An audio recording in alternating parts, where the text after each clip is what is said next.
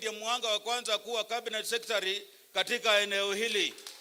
Akuje tu alete rambi, alafu tuendelee kutoka hapo, na mimi nakuomba tu utakuwa brief ndio tuendelee kutoka hapo.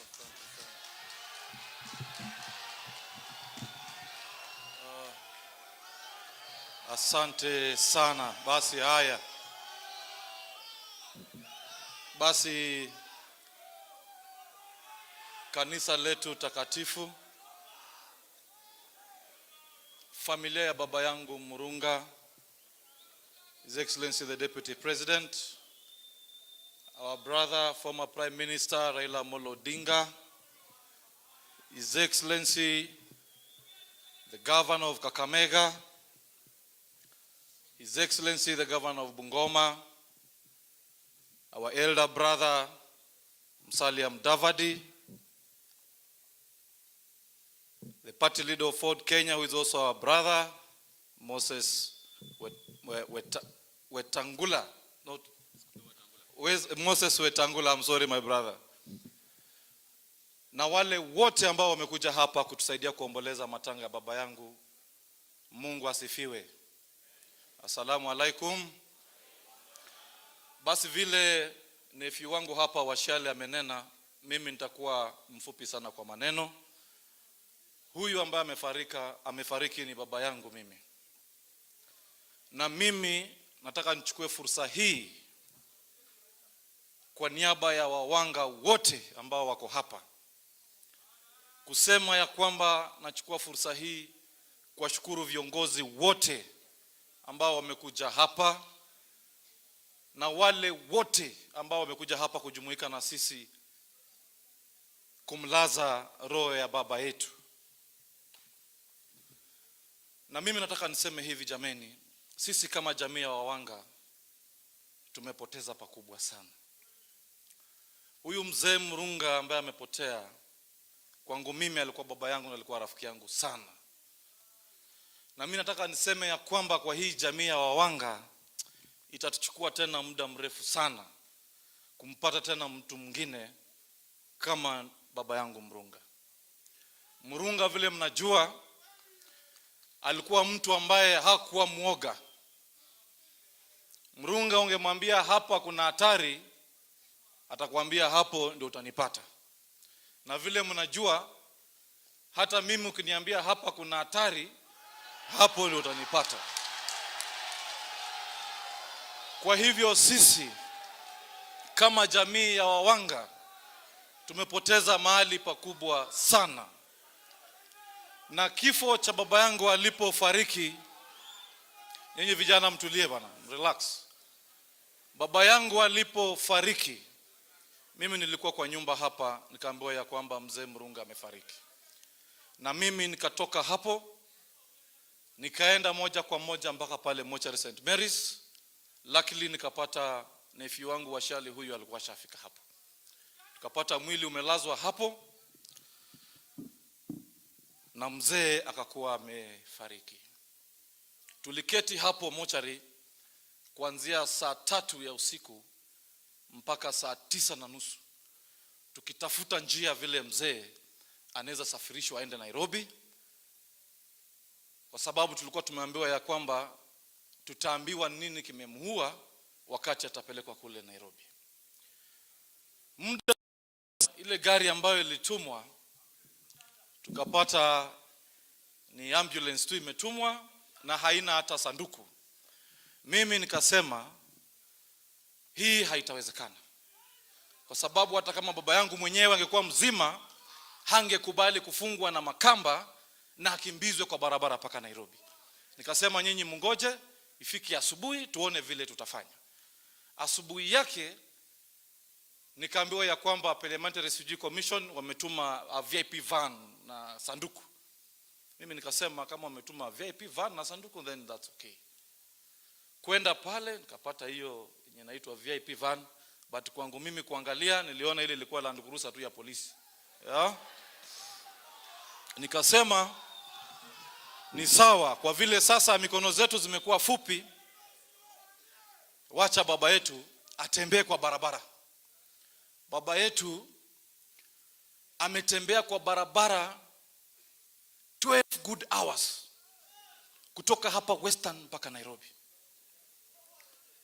Na hiyo yote ikifanyika, ndugu zangu, tuko na marafiki, tuko na mandugu wenye wanajiweza. Sasa mimi nikaanza kujiuliza, kama baba yangu mjumbe ako na marafiki, ako na mandugu na colleagues wake ambao ni wabunge, anaweza tembea 12 good hours mpaka Nairobi, je, mimi tu mtu raia nitakuwa namna gani kifo ikinipata? Leo vile tuko hapa na ndugu zangu wabunge kutoka Western, kwa heshima kubwa, sisi tunawaheshimu na mmechaguliwa na hawa wananchi. Na nyinyi kila siku mnasema Luhya unity, Luhya unity, tukuje pamoja. Jameni, mara ya kwanza viongozi sisi wa Luhya, tuache kulia watu wa nje. Sisi viongozi wa Luhya tumejaibisha. Tumejaibisha mahali pakubwa sana.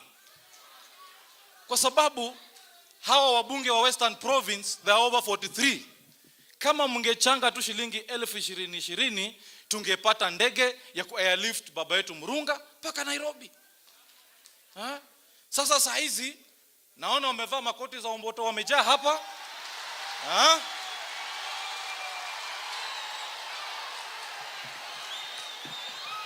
Na manotes kidogo kidogo kukuja hapa sasa kuanza kutuambia, oh, he was a good man, oh, he was generous. That is hypocrisy, my good people. That is hypocrisy. Tuache hiyo.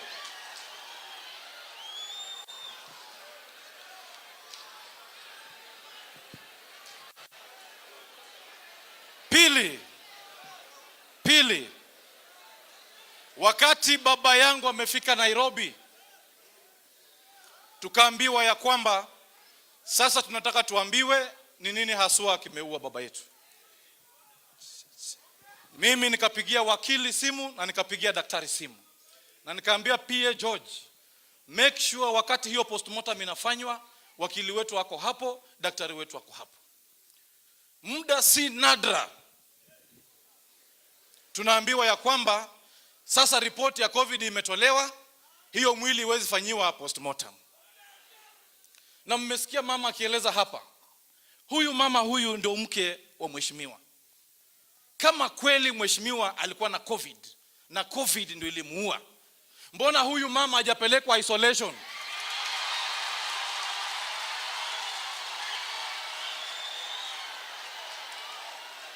Huyu Murunga alikuwa na bodyguard, alikuwa na PA, none of them tumesikia amepelekwa isolation. Wakati baba yangu anakufa, mimi na huyu Washali tulikuwa kwa huo mwili na over 1,000 people kwa huo mwili. I did not see sub chief, sikuona chief, hata Liguru hakukuwa hapo. Sijasikia hapa Matungu ati wale watu walikuwa wanaangalia huo mwili ati kuna mtu ana COVID hapa. See? Kwa hivyo sisi kama familia na sisi kama jamii ya Wawanga bado tuko na maswali ya kuuliza serikali yetu ya nchi ya Kenya. We are not satisfied. Kama huu mwili ungefanywa postmortem, then hapa tungekuwa convinced kweli baba yetu alikufa COVID. Kwa hivyo jameni, mwisho kabisa, mama yuko hapa. And you know me, I'm one man who calls a spade a spade. Mmesikia haya mambo yote ambayo yaliwekwa kwa TV ya kwamba kuna mama fulani enda kotini kutafuta sijui court order and what have you. Wakati mimi niko hapa nyumbani, mimi nikapigia aunti yangu Hadija, nikamuuliza ni nini haswa inaendelea Nairobi. Kaniambia kuna mama hapa ameenda kotini na sasa kuna court order ambayo haitaturuhusu kuzika mzee. Baadaye tena aunti yangu Hadija ananipigia simu, ananiambia jaribu upigie mama, there is a problem. Sisi tunafikiria yule mama ako peke yake ameenda kotini, lakini kuna mmoja ya marafiki wa mheshimiwa Murunga ndio mwenye amepatia huyo mama wakili na ndio mwenye anasukuma kisha ya kwamba lazima pesa itolewe.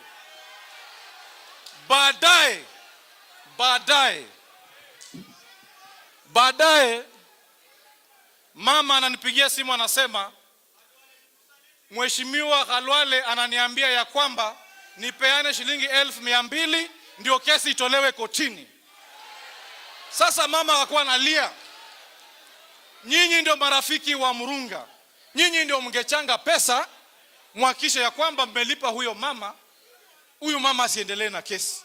Mimi mama mjane nitapata wapi pesa ya kulipa ndio tupewe mwili wetu kutoka kwa mochari?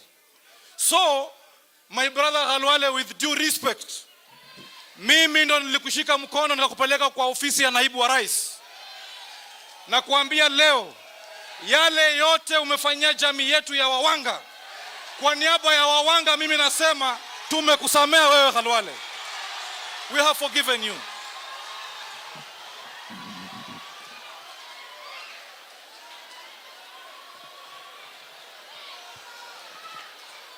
Relax. Mwisho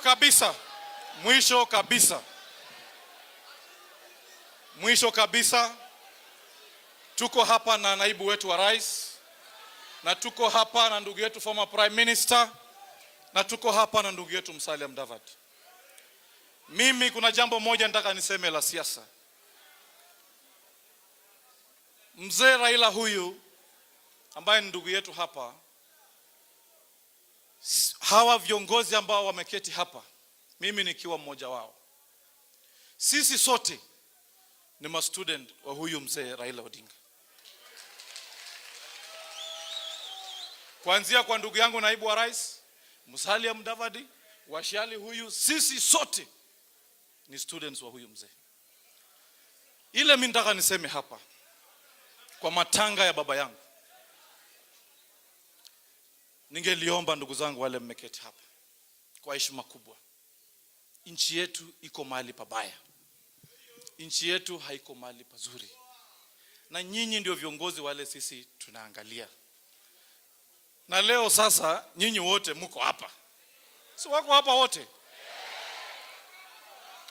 Mzee Raila, sisi tunakuomba kwa heshima kubwa, wewe ni baba yetu, na vile mimi nimepiga rada hii maneno vile nimeangalia 2007 hii ndio ilikuwa timu ya Pentagon. Ni kweli si kweli? Na hawa wote si walikuwa wanataka kiti kuje pande hii itoke pande ile. Sasa mimi nataka niwapatie siri kidogo hapa. Mimi naomba hivi, leo hapa sisi Kakamega County ama Western Province tuko na ndugu yetu Musalia, tuko na His Excellency Governor Oparanya. Na mnajua sasa Oparanya huyu amekuwa mjumbe 2 terms, amekuwa waziri, amekuwa governor 2 terms, sasa hii ni chairman ya magavana Kenya mzima. Si huyu mwanaume yako na CV? Na si mnajua yeye ndio deputy party leader ya ODM? Na si mnajua baba ndio party leader? Na si mnajua deputy president ni rafiki yetu? Mimi naomba baba, kwa sababu huyu baba lazima tumchunge. Ni kweli si kweli? Mimi naomba tu kwa heshima kubwa, baba, wewe ni baba yangu. Wewe chukua huyo Oparanya na William Ruto, fungia kwa kona, sema hawa wanatosha, na wakishachukua serikali, mnajua ndugu yetu Musalia yako hapo, Wetangu lako hapo, na mimi niko hapo nitashikilia kwa sababu hata mimi nimekuwa waziri. Si hii game itakuwa imeisha jameni? Wangapi wanasema hawa wangwana waketi pamoja? Kwa hivyo mimi sitaki kunena kuzidi hapo. Mheshimiwa naibu wa rais, asante sana kwa kuja kusimama na rafiki yako. Wewe ni rafiki yetu. Mheshimiwa Prime Minister, asante sana kwa kuja kuzika ndugu yako. Na vile nimesema hapa, mnajua wakati William na huyo Oparanya na Musalia wakiketi wachukua serikali, maziwa yote top cream, hakuna mtu mwingine anaguza kama baba hajaguza. So, mnajua hivyo? Baba, asante sana kwa kuchukua nafasi yako kuja kulia na baba yangu. Mheshimiwa Oparanya, asante sana, umesimama na baba yangu kutoka afariki, tunataka tuseme asante sana. Mheshimiwa Musalia Mudavadi, asante sana, umesimama na sisi tangu baba yangu akufe, yale yote umetufanyia, tunasema asante sana. Ndugu yangu Moses Wetangula, asante sana. Ndugu yangu Speaker, asante sana ndugu yangu kwa kuja kuzika baba yangu.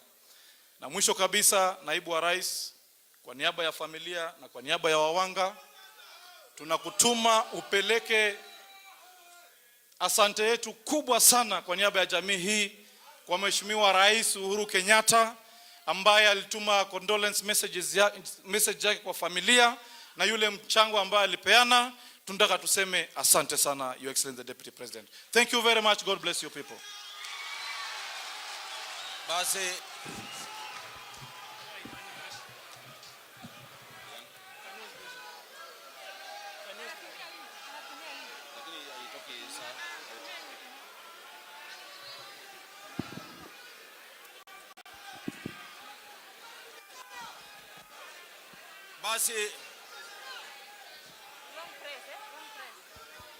haya, basi tulikubali CS aongee kidogo kwa sababu ni mmoja wa jamii. Wale watakuja kufuata baadaye wajaribu wa manage time yao ndio tuweze kuzingatia mahitaji ya Minister of Health, ndio tuende haraka. Sasa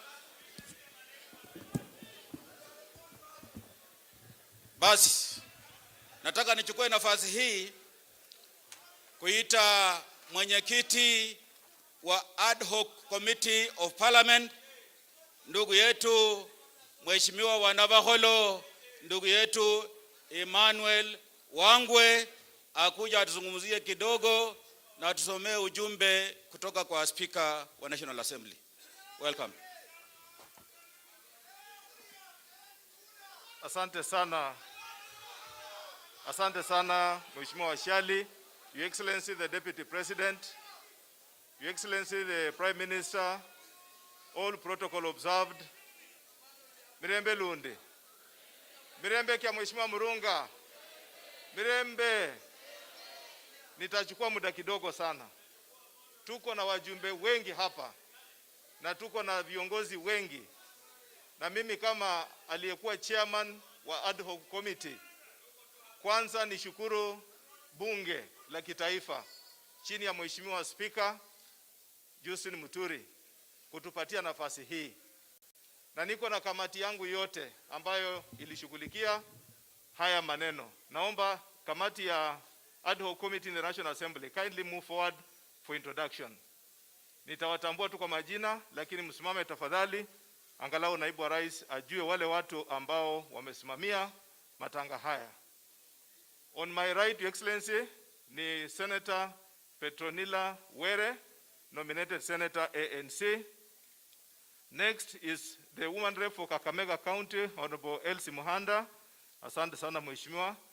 Next is Mheshimiwa Bernard Shinali, the MP for Ikolomana and Chairman, the Caucus of Parliamentarians, Kakamega County. Thank you, Mheshimiwa. Next is Mheshimiwa Omboko Milemba, the MP for Emuhaya. Thank you, Mheshimiwa. And my co-chair, Honorable Senator Cleophas Malala, who was also the co-chair for this ad hoc committee. And then I don't forget yours faithfully here, the Honorable Ben Jomo Washali, who was also a member of the committee. Your Excellency, allow me now to introduce my colleagues in the National Assembly. They are very many in number. We have really come here to mourn our colleague. And because we are many and we have our leaders here, I beg that you just adhere to Simame, niwatambue kwa majina from a distance. I can see all of you from wherever you are. Kindly stand up, my colleagues. And you can come forward so that the members, the congregation can see you. And even the Deputy President, Prime Minister can see you where you are.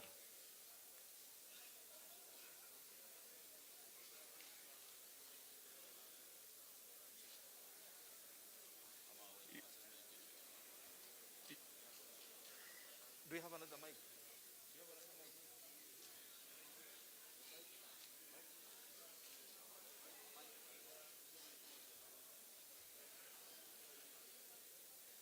These are members of the National Assembly. Now that there is no any other next mic, from my immediate left here is the Honorable Tindi Mwale, the MP for Butere. Next is Honorable Bernard Shinali, the MP for Ikolomani. Next is Honorable Catherine Wabilianga. Next is Honorable Elsie Muhanda, the County MP for Kakamega. Unfortunately, we move forward. Next is Honorable Beatrice Adagala, the MP for Vihiga County. Next is Honorable Christopher Seka, the MP for Huisero. Next is Honorable Brighton Yegon, the MP for Konoin. Next is Honorable Mwambu Mabonga, the MP for Bumula. Next is Makoha Odanga, the MP for Matayos. Next is the MP, Honorable Alfred Agoi, MP for Sabatia. Next is my neighbor, Bishop Titus Hamala, the MP for Lurambi. Next is Honorable Malulu Injendi, the MP for Malava. Next is an MP and Commissioner, Honorable Momanyi Ben, the MP for Borabu. Next is Honorable Didmas Barasa, the MP for Kimilili. Next is Honorable Janet Nangabo, the County MP for Trans Nzoia. Next is Engineer Tandasa Kasim Sawa, the MP for Matuga. Next is Honorable Nyamoko, the MP from Kisii County, Nyamira County. Thank you very much. Next is Honorable Osotsi Godfrey, nominated MP for ANC. Next is Honorable Janet Sitienei, the MP for Tarbo, who is also the MP for the Deputy President. Next is Honorable Sakwa Bunyasi, the MP for Nambale. And finally, Honorable David Ochieng, the MP for Ugenya. Oh, we have two colleagues behind. We have Honorable Dr. Chris Wamalwa, the MP for Kiminini. We have Honorable Omulele, who is also my speaker, Christopher, MP for Luanda. And finally, Major Retired Honorable John Waluke, MP for Sirisia. We also have former MPs. If they are there, we all put them together. And the way they were spoken under by Mheshimiwa Rashid, we have Honorable David Were is here and others. Allow me now to proceed and just make one appreciation. Allow me, Your Excellencies, to really appreciate all of you who supported this cause. We were fully supported by you individually in terms of financial input. We want to say, I as the chairman, I want to acknowledge your financial input and even your personal advices to my committee. I want to single out particularly to appreciate Parliamentary Service Commission for the full support as we stand here. Parliamentary Service Commission funded the whole process, right from Mumias to Nairobi, and the expenses wherever we are today. It was funded fully by Parliamentary Service Commission. I want to say to our employer, who is also here and will read the message from them as an employer, I want to say thank you very much. I want to appreciate my colleagues and the senators as Parliament of Kenya. The 416 members, Your Excellencies, they really contributed money, and that money has been fully accounted for by the family. Mine was to make sure I transmit the money to the family. On that point, allow me to really appreciate the MPs who are senators and members of the National Assembly. At that point, Honorable Your Excellencies, I have been sent on behalf of the National Assembly that Honorable Murunga really had a desire. Who was Honorable Murunga in the House? What was his desire? And it's important for the people of Matungu to listen to this speech by the Speaker of the National Assembly. Allow me to read it. Condolence message to the family and friends of the late Matungu MP, Honorable Justus Murunga Makoha. It is with great shock and profound sorrow that I received the news of the untimely demise of Honorable Justus Murunga Makoha, Member of Parliament for Matungu Constituency, on the evening of Saturday, 14th November 2020. At the National Assembly, as the Fraternity of Parliament, we mourn a lawmaker who was charismatic, jovial, and of diligent personality, and one who possessed a great sense of humor, which he would so innovatively employ to ease tense moments. Honorable Murunga was very passionate in the articulation of issues concerning the great people of Matungu Constituency, whom he served with utmost diligence and commitment. He was a committed member of the Departmental Committee on Agriculture and Livestock, where he passionately advocated for various issues, particularly in the tea and sugar sectors. Among the issues that he so vehemently championed for are the non-payment of farmers for public sugar mills, increased cost of sugar production, lack of markets for sugar, failure to control imports and exports of sugar, and poor management of sugar companies. It is unfortunate that the cruel hand of death has grabbed him from our midst before the Sugar Bill 2019 was passed. The objective of the bill is to re-establish the Kenya Sugar Board, the Sugar Development Levy, and Sugar Development Fund, all which aim at formulating a regulatory framework to address the issues the late Honorable Murunga advocated for. He was also an active member of the Committee on Parliamentary Broadcasting and Library. We shall forever remember him as a hardworking and visionary leader who relentlessly supported projects aimed at uplifting the welfare of his constituents. His commitment to uplift the living standards of his people was heartwarming to his constituents and the country at large. On behalf of all the members of the National Assembly, the Parliamentary Service Commission, staff of Parliament, and indeed on my own behalf, I wish to take this opportunity to honor his legacy of diligent leadership. We sincerely condole with the family of our late brother, Honorable Justus Murunga, his constituents of Matungu, his friends, and indeed the people of Kenya for the loss of his great legislator at this trying moment. At the National Assembly, we assure the family of our support during this period of great sorrow. Signed, Honorable Justin B.N. Muturi, EGH MP, Speaker of the National Assembly, and the Chairperson, Parliamentary Service Commission. Thank you very much. And at that point, I wish to say thank you and let's proceed. Asanteni. Asante sana. Ad hoc committee of the National Assembly. I want now to request our Senator Malala to come and also introduce his counterparts in the Senate. Welcome, Mheshimiwa.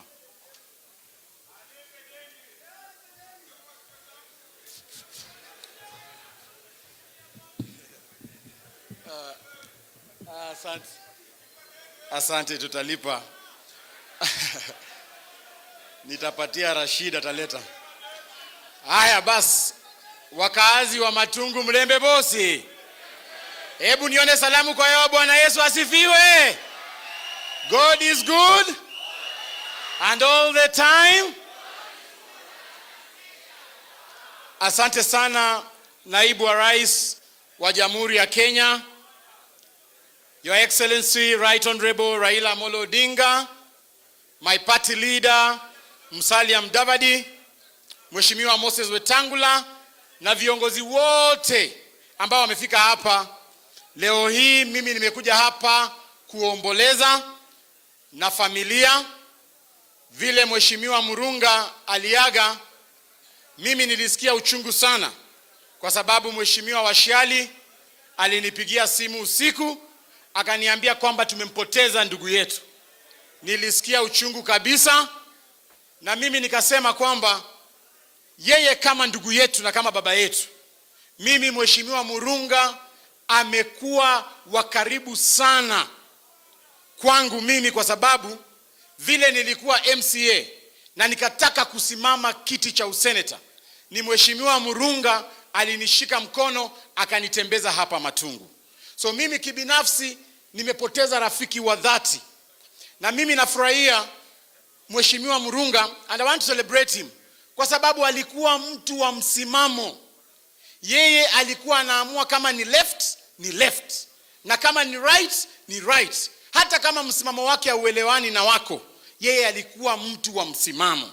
Na ndiposa leo nataka kucelebrate Mheshimiwa Murunga tukiwa hapa Mumias. Na Murunga alikuwa na passion moja ambayo leo sijasikia watu wakiongea hapa. Passion ya Mheshimiwa Murunga ilikuwa Mumias Sugar Company ifanye kazi. Na leo hii bahati nzuri na Mwenyezi Mungu ametuleta hapa sisi sote. Tuko katika nucleus shamba ya Mumias Sugar Company. Na viongozi wote ambao wanaweza saidia Mumias ifufuke ama isifufuke pia wako hapa na sisi leo. Mimi nataka kuomba tafadhali Naibu wa Rais William Ruto, ile zawadi unaweza saidia watu wa mkoa wa Magharibi, kwa sababu tumehangaika sana kama factory yetu haifanyi kazi. Rais, mimi ningependa kukuomba, you are the Deputy President of the Republic of Kenya. As much as you are a hustler, najua wewe ni mdosi pia. Tafadhali, solution before 2022. Najua kuna aspiration na watu wengi wanataka kuwa marais wa Jamhuri ya Kenya. Kama watu wa mkoa wa Magharibi, the scorecard that we shall use, mkuje tufufulia Mumias, ndio tujue tutapigia nani kura 2022. Kwa sababu sisi hatuwezi endelea kuumia tukipiga kura miaka 5 inaisha, ingine inaisha. Msimamo wa pili ambao Mheshimiwa Murunga alikuwa nao ni kwa chama chake cha ANC. Kila wakati alikuwa ananiona na yumba, alikuwa ananipigia simu, ananisomea kabisa. Na mimi nashukuru yeye aliniweka laini. Mumeona siku hizi niko kwa laini hapo nyuma ya Musalia, anatembea. Na mimi nataka kuchukua fursa hii niwaambie watu wa mkoa wa Magharibi ya kwamba mimi kibinafsi nilikuwa tu MCA. Mkanipatia nyadhifa nikawa senator wenyu. Lakini vile nilifika katika bunge la Senate, mimi nilipewa nafasi na huyu baba anaitwa Raila Odinga, nikawa deputy minority leader. Nataka kuchukua fursa hii kwa heshima baba kusema kwamba mimi nashukuru sana. Na nitazidi kukutumikia kama deputy minority leader katika Senate. Tukifika kwa upande wa siasa, nashukuru naibu wa rais Raila Odinga na Musalia Mudavadi na Mheshimiwa Uhuru Kenyatta kuweka Kenya pamoja. Sasa hivi kama haingekuwa ile handshake, Kenya ingekuwa imekatika katikati. Lakini wameweka Kenya pamoja. Sasa hivi tunatulia. Ni mambo ya kelele kidogo tu na different ideological differences. Lakini mambo ya amani tuko nayo. Na mimi nashukuru haswa na President Uhuru Kenyatta na Deputy President wa chama cha Jubilee. Kule Msambweni, wakati tumepoteza mbunge wa Msambweni na tukawa na by election, President na Deputy President walikaa chini wakasema kwa sababu ya amani ya Kenya yetu waachie chama cha ODM, they will not field a candidate in Msambweni. I want to request Prime Minister Raila Odinga, in the same spirit Uhuru Kenyatta aliacha ODM ika field candidate kule Msambweni. Leo tukiwa hapa Matungu, ningependa kuomba kwa niaba ya ANC ya kwamba kiti cha Matungu kiachiwe chama cha ANC. Na naomba tu ndio tuendelee kufanya kazi pamoja. Hata kule Bungoma tumempoteza mheshimiwa wa kule Kapchai. Mimi kama ANC, I will discourage hata ANC kufield candidate kule Bungoma. Tutaachia Weta yeye achukue hiyo aende naye. That is the only way tunaweza weka Waluya pamoja. Na mimi nawaomba Waluya tafadhali. Nawaomba. Na nataka kusema hapa bila kuogopa. Nawaomba Waluya, leo vile naibu wa rais ameingia hapa, mimi damu yangu ilisimama. Niliona mambo sijaona. Niliona security tight. Hata reke wako hapa ndani. Ile red carpet alipata kutoka kule kwa vumbi paka hapa, niliona kweli kuna power. Mimi naomba Waluya, pia sisi tusimameko nyuma ya mmoja wetu, pia sisi tufiliko hiyo power ambaye leo nimeona naibu wa rais. So Mheshimiwa Rashid, ndugu yangu, mimi ninataka kugeuza lineup yako hiyo kidogo. Lineup yako ilikuwa mzuri, lakini naona tunaweza pigwa bao. Lineup ambayo mimi ningependa kuomba wa jamii ya Waluya ni ya kwamba, sababu baba akisema tosha, wewe unatosha. sababu sisi tumesimama na Mheshimiwa Raila sana, na nikoshua kwa ndani ya roho yake anatupenda sana.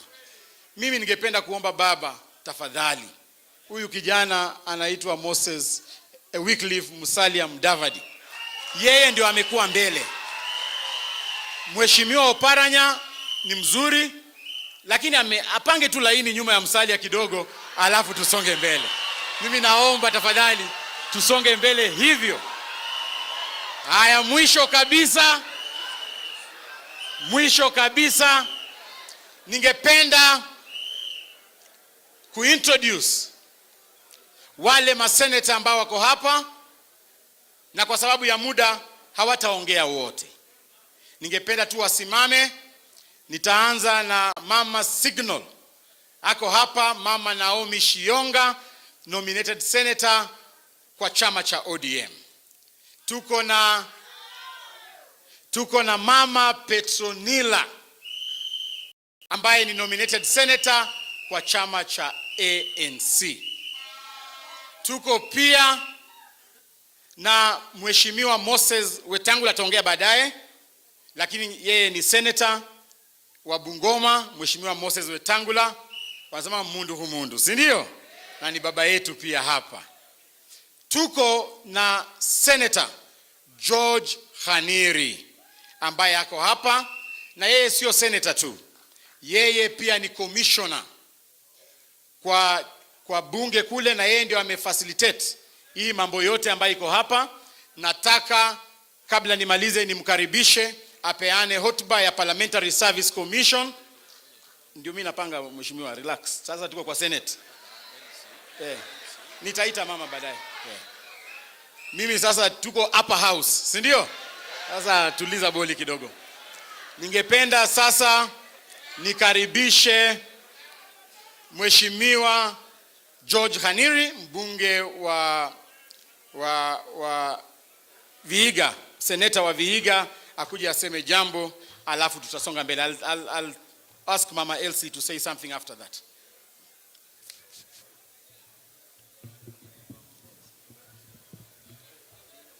Viongozi wetu akiwemo makamu wa rais, Right Honorable Raila Odinga, my party leader Musalia Mudavadi, my speaker Lusaka, and my brother Moses Wetangula, na viongozi wengine wote, jamii, mama mjane, na wote vandu vi Matungu mirembe mirembe, vandu vi Matungu mirembe mirembe. Nimesimamishwa kama muajiri wa ndugu yangu marehemu Justus Murunga. Kwa hivyo nitatoa rambirambi hizo kama muajiri, lakini kwa sababu niko hapa na mimi ni senator wa Vihiga, lazima nilete rambirambi za watu wa Vihiga. Nimba na rambirambi za watu wa Vihiga mambe ni ngosi. My people, I have come here with a heavy heart to mourn not just a brother, not just a member of my party, but a friend. On my own behalf and on behalf of the people of Vihiga, I want to say to the people of Matungu and the family of our departed friend, poleni. Tunajua machungu ambayo mnapitia, lakini tuna imani ya kwamba Mwenyezi Mungu atawafariji. The people of Vihiga stand with you. The people of Vihiga mourn with you. Just before I give the official speech from the Parliamentary Service Commission, I want to join my brother. I'll just say two things. As I flew in to come here, nikaangalia kiwanda chetu cha Mumiasi, hakuna moshi natoka. This is the backbone of the people of this region. Deputy President, katika manifesto yenu, katika campaign yenu mkiwa Jubilee, wakati sisi tukiwa NASA, tukijaribu kuwa NASA, mlitoa ahadi kwa kiwanda hichi. Waswahili wanasema ahadi ni nini? Wandu banja, ahadi ni nini? Na dawa ya deni ni nini? Bwana makamu wa rais, hiyo deni itabidi mulipe kabla tuende uchaguzi wa 2022. Itabidi mulipe. Because this is the backbone of our economy in this region. Mumbiasi kififia, uchumi wetu umefifia. Sawa sawa? Na makuba kakileo ya kabola kena kana nyambole mulweru. Ninze mulweru, mwala ninze mulweru. Numbe ni mwikhale nukundu ko hola lweru. Kukhureba abola shinu bola namangana mba ahanavza pole tsia bandu babihiga. Kwambeza umwikhale nayo na khureba yumbora namangana mba. Makuba kakileo ya kabola yaka ndi khuze bandu baluya khwakobza zingasi tse bandu banina khunu bakhenya khutukho benya khutukha iria nichakha tukha ikulwe neyo chakhanyola matunda machiyanga khuchenyene na khuze inzala ni khubwa hasiano khubolanga enough is ndeba he bandu banje khali munyashi mwaibula basaza shibali aha kwani Mudavadi alinako kanga alinako kanga na namba 2 alinako kanga musakhulu alinako kanga kushaliza musaza khuli bandi shenyu ni shenyu khuhanda khumwana weru nambula khana khuza khwatukha khwakulu yaho khwahura khulo bandi bahura bulai shikali ndio nafasi haikuwa yangu kuongea kama senator wa Vihiga, nafasi ni yangu kama commissioner. Bwana makamu wa rais, nilikuwa nawaeleza tu watu wa Vihiga wana huzuni sana na mambo ya ambayo imefanyika hapa. I will now read the message of condolence from the Parliamentary Service Commission following the untimely demise of Honorable Justus Murunga Makoha, Member of Parliament for Matungu. On behalf of the Parliamentary Service Commission, I wish to convey our heartfelt condolences to the family, relatives, and friends following the untimely demise of Honorable Justus Murunga Makoha MP. As the Parliamentary Service Commission, we mourn a colleague, a legislator full of charisma, amiable, of a good-humored personality. In Honorable Murunga, we have lost a progressive lawmaker who was full of passion when articulating the challenges faced by farmers as well as those concerning his constituents of Matungu Constituency, whom he served with utmost diligence and commitment. As a commission, we are deeply saddened by his death, and in accordance with the prevailing policy, we have provided several facilities and services to ensure we give our departed colleague a befitting send-off. Some of these include placing of newspaper advertisements, security arrangements both in Nairobi and Matungu, airlifting of the body to the burial venue, appropriate transport for the two spouses, and provision of mega dome, where we are seated now, for the burial ceremony, among other services and facilities. The Commission has noted with gratitude the cooperation of the family throughout the planning of the send-off of our dear brother. As a Commission, we look forward and commit to working with the family to ensure all necessary facilitation in accordance with the parliamentary bereavement policy is done in an expeditious manner. On behalf of the Parliamentary Service Commission, staff of Parliament, and indeed on my own behalf, I wish to take this opportunity to honor his legacy of diligent leadership. We sincerely condole with the family and friends of our late brother, Honorable Justus Murunga, his distinguished constituents of Matungu, his friends, and indeed the people of Kenya for the loss of this great legislature at this trying moment. As a commission, we assure the family of our support during this period of great sorrow. May the Almighty God continue to grant you peace and comfort even as you lay him to rest today. This message is signed by my chairman at the commission, the Honorable Justin Muturi, Chairman, Parliamentary Service Commission, and Speaker of the National Assembly. May God bless you all. Asante sana Mheshimiwa Khaniri.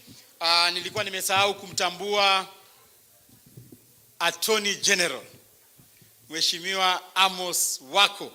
He is the senior most senator pale katika Senate. Nilikuwa nimesahau kumtambua na anakuja, hata sasa siwezi mkataza.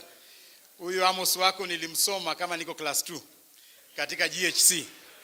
Nilikuwa wanasema ati parliament consists of the president, the speaker, members of National Assembly and Amos Wako. Ndio huyu sasa, acha aseme mwenyewe.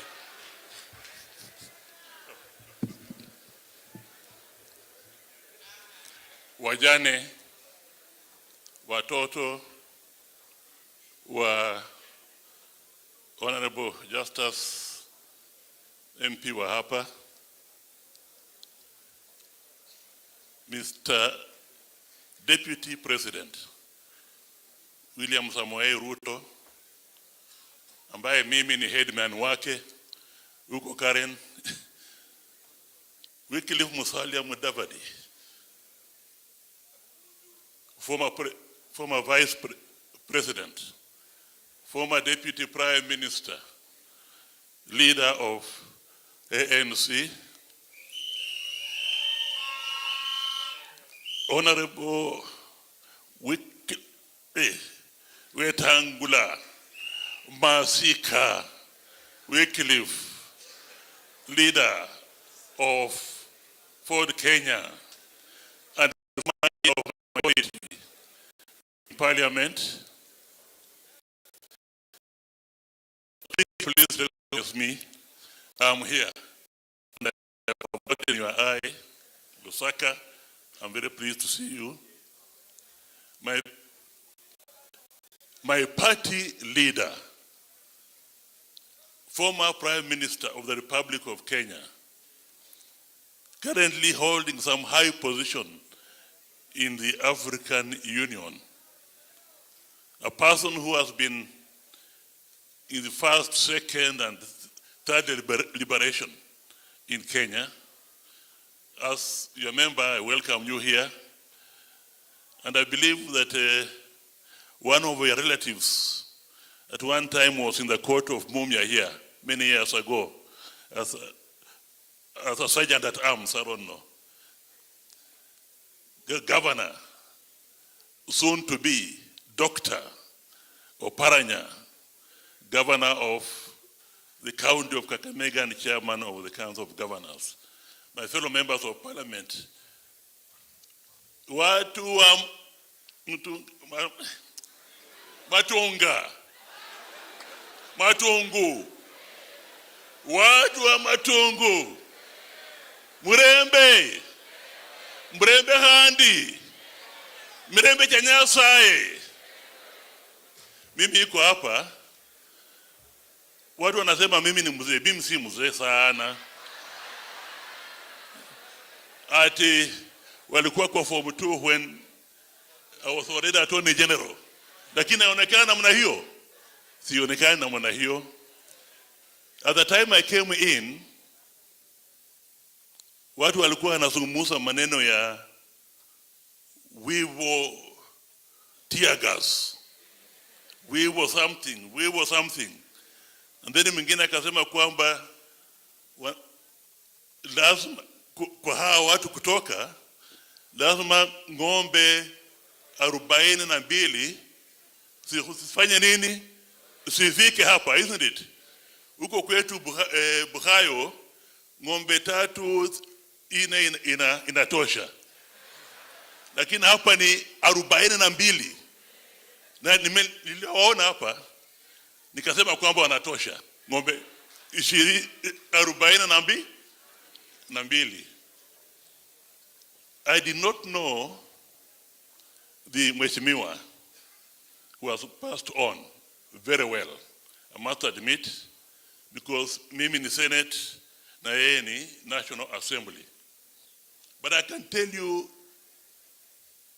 that about 3 weeks ago, he came and said, Mr. Wako, you are one of our leaders here, and I want you to know me well. And I hope that after BBI, we shall have more time to talk. That's what he told me. Then as we were discussing, nikaona kwamba huyu ni mtu ambaye anapenda watu wa Matungu upendo wa dhati. Kwa sababu he told me, for now I can tell you, if you see me here and there, just to know I'm here and there kwa sababu natafuta money, natafuta watu wa kufanya project huko Matungu. Kazi yangu, on behalf of the people who have elected me for the first time in these 5 years, I really want to do a lot in Matungu. And when he was elected, he visited a number of doors in government, but they were not opening. But then he visited one door and things opened. And I believe he was referring to the deputy president. And since that time, he has brought a lot of development in this area. So watu wa Matungu mepoteza kiongozi ambaye alikuwa anampenda sana sana sana. Nimesikia jane akasema hii viatu yake atajaribu. Nilisikia my namesake Eugene akasema kwamba yes, hiyo maneno yote ambayo the deputy leader wa Senate minority amesema hapa, ambaye pia ni senator wa Kakamega, hiyo maneno yote ambayo alisema, mimi kama mzee wa Senate naunga nini?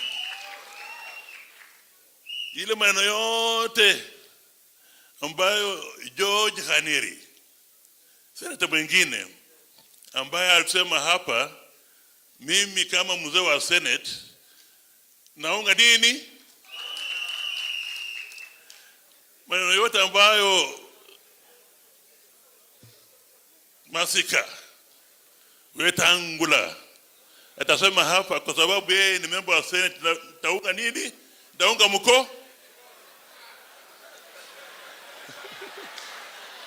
maneno ambayo H.E Musalia Mudavadi atasema hapa, kwa sababu wewe ndugu yangu, taunga maneno yote ambayo Raila atasema hapa, nitaunga maneno yote ambayo Samuel Ruto atasema hapa, nitaunga Sasa mimi kama mzee na waunga Asante. Haya, Mheshimiwa Amos Wako, that is now a typical example of who a Luya is. Yeah, Waluya wanaunganga kila mtu mkono.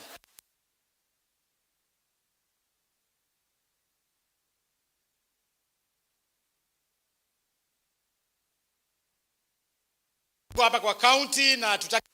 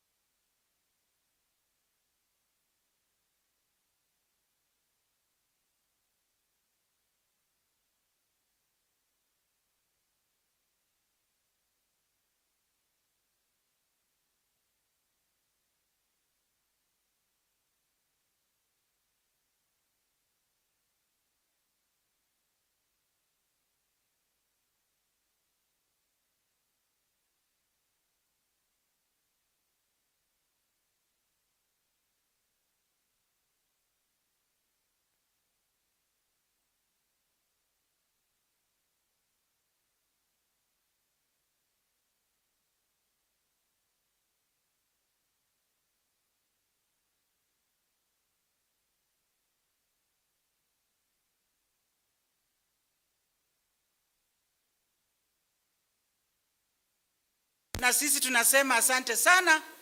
Na kabla sijaendelea, nataka women caucus msimame. Wamama naona mama county wa Vihiga, mama county wa Trans Nzoia, nominated Petronila, nominated Signal, mama county wa Bungoma. Unajua mama saa ingine tunasaulika. Kwa hivyo tukipenyea kidogo lazima tuonekane. Mrembe boss, mrembe hand. Mimi pia nataka kushukuru watu wa Matungu kwa kuchagua kiongozi mwenye alikuwa anafanya kazi na sisi wote. Kwa National Assembly tuko na wabunge 12 na wananiheshimu kama mama, na yeye pia alikuwa ananiheshimu sana, na mimi naomba watu wa Matungu mchague kiongozi mwenye atakuwa kama huyu Mheshimiwa Murunga. Lakini ile kitu ilinishangaza, Jumapili kama mwili wa Murunga inaenda Nairobi, kulikuwa na wale kwa WhatsApp washaweka picha wanataka kwa MP. Shame on you. Shame on you. Sisi tunasema hivi, tungojee mheshimiwa alazwe mahali pake pema peponi. Parliament itatangaza, na ikimaliza kutangaza basi wenye wanataka watagombania kiti, ama namna gani? Na mimi kama mama nikimalizia nataka kusema ya kwamba watuombee huku Western. Kila breaking news inatoka Kakamega. Kila breaking news inatoka Bungoma na Trans Nzoia, the whole of Western. Breaking news ilikuwa MP ameenda.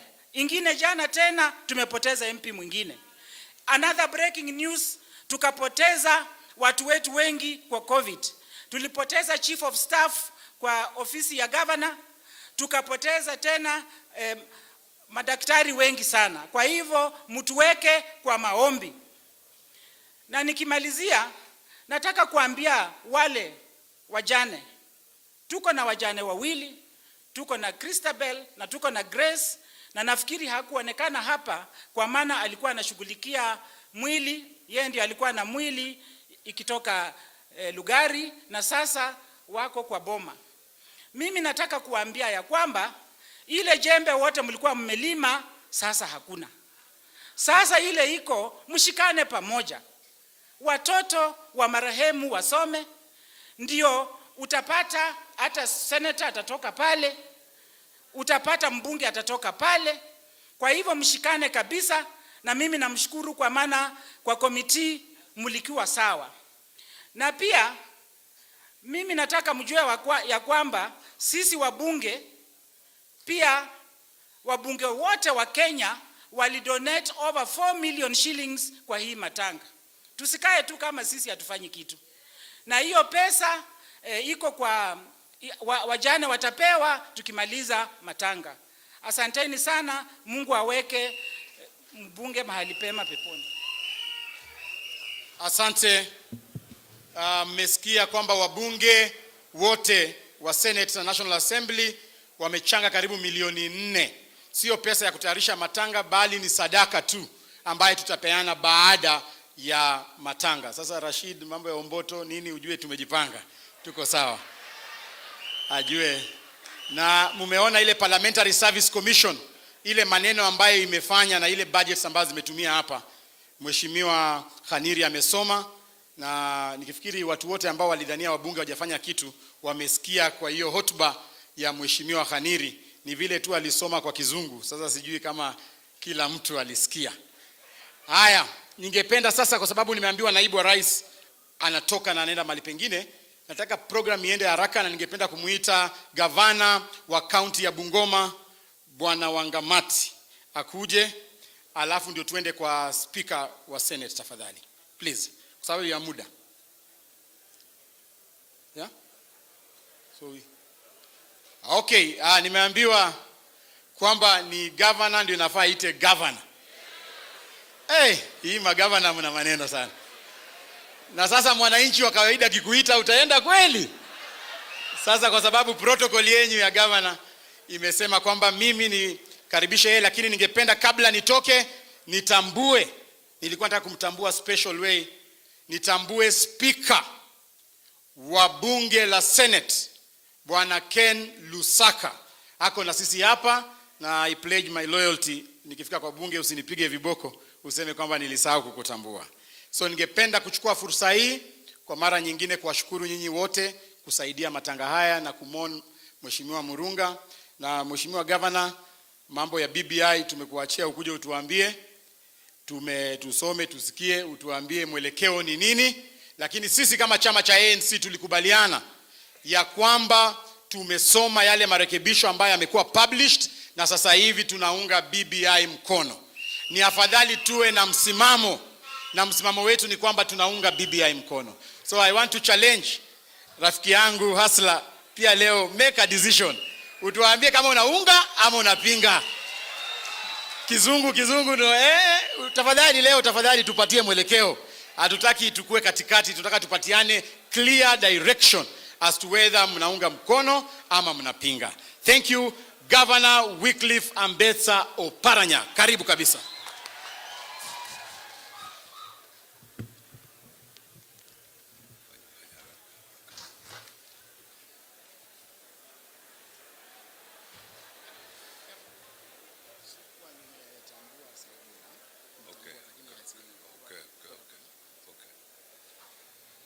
Wananchi hamjambo?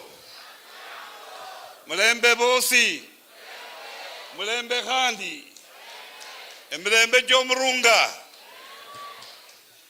Basi wajane na familia ya Mheshimiwa Murunga, the Deputy President of the Republic of Kenya, the former Prime Minister, ndugu yangu Musalia na Wetangula, na Speaker wa Senate na wananchi wote,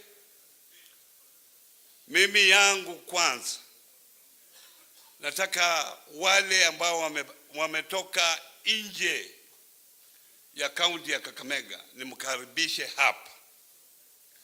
Najua wengi wenu mlikuja hapa mapema kabisa, kuanzia saa 3. Wale wabunge ambao walikuwa Kisumu walikuwa wamefika hapa na wamekaa kwa makini kabisa kwa hii masaa yote ambayo tumekuwa hapa.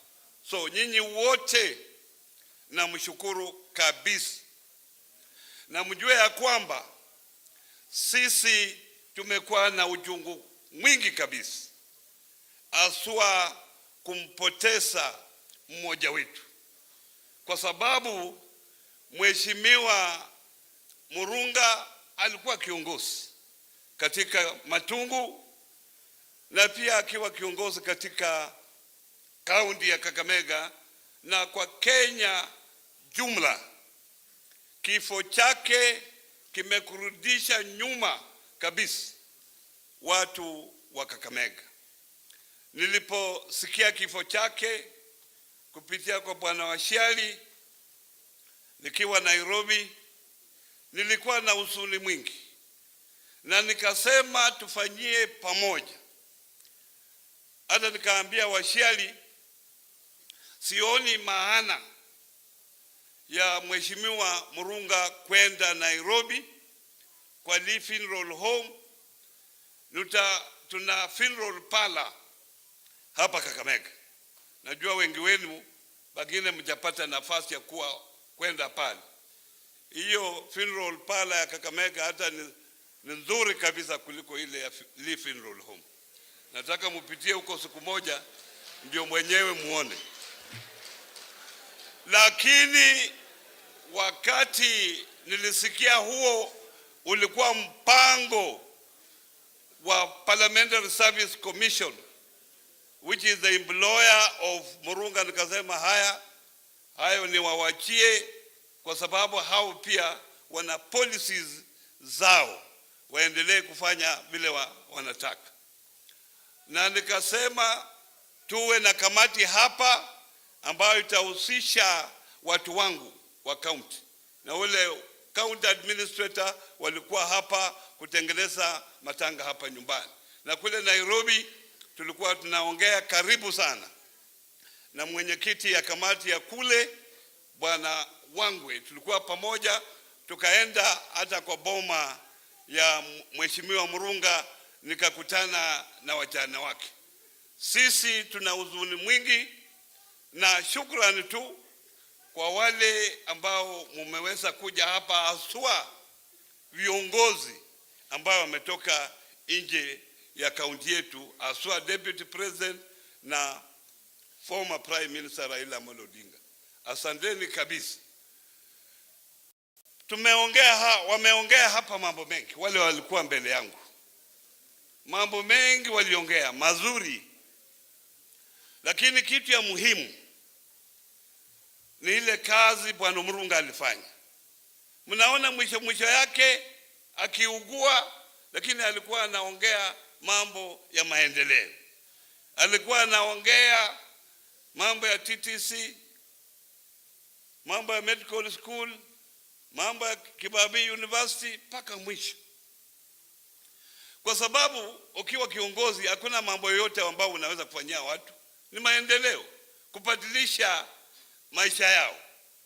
Ni Murunga alikuwa mstari wa mbele kwa mambo haya. Ndio kwa sababu nilisema hapa awali, tumepoteza kiongozi ambaye alikuwa karibu kabisa na watu wake hapa Matungu na wale watu wa Kakamega.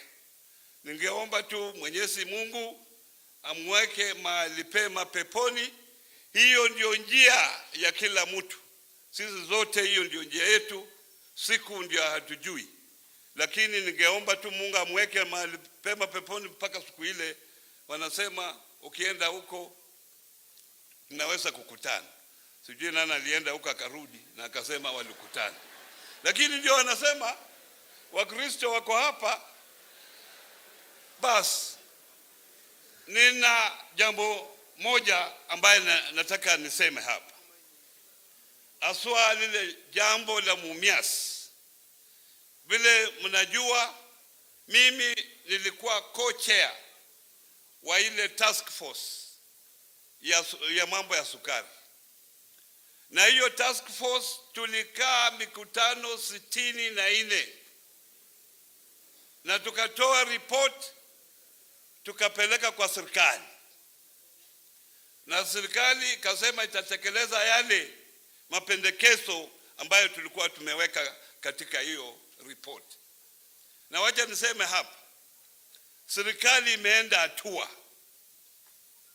hatua, na mimi nilisema mambo ya sukari sasa kuna yule mtu yoyote ambaye anajua kuliko mimi, kwa sababu nilikuwa kwa hiyo task force. Zile shida zote za wakulima, zile shida zote ambazo millers walikuwa wanapitia na wale watu wengi wachikatao katika hiyo sekta na sijua. Na mahali tumefika, nina hakika tutafufua hii kiwanda ya Mumias. Na sitaki niseme tumefika wapi, kwa sababu kitu inaweza kutokea. Lakini mbele yenu tukiwa na Deputy President hapa na Mheshimiwa Raila Amolo Odinga na Rais, wanajua mahali tumefika mambo ya Mumias. So be patient, tutakuja tuseme ndio hapa tumefika, kwa sababu tunataka suluhisho la kudumu. Kwa sababu tukifanya mambo hala itakuwa tena turudi mahali tuko sahihi. Mambo ya BBI mnajua msimamo wangu.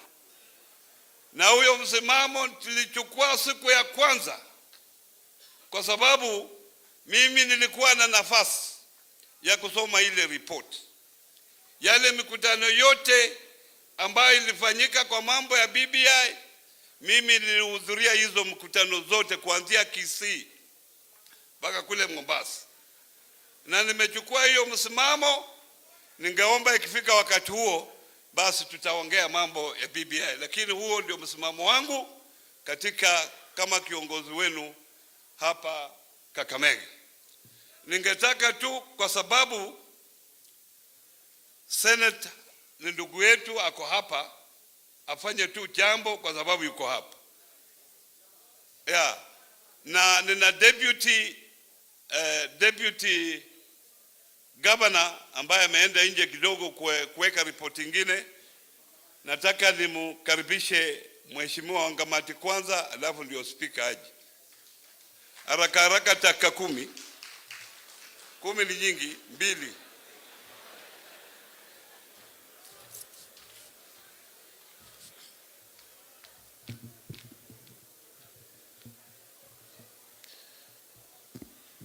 Familia ya Mheshimiwa Murunga,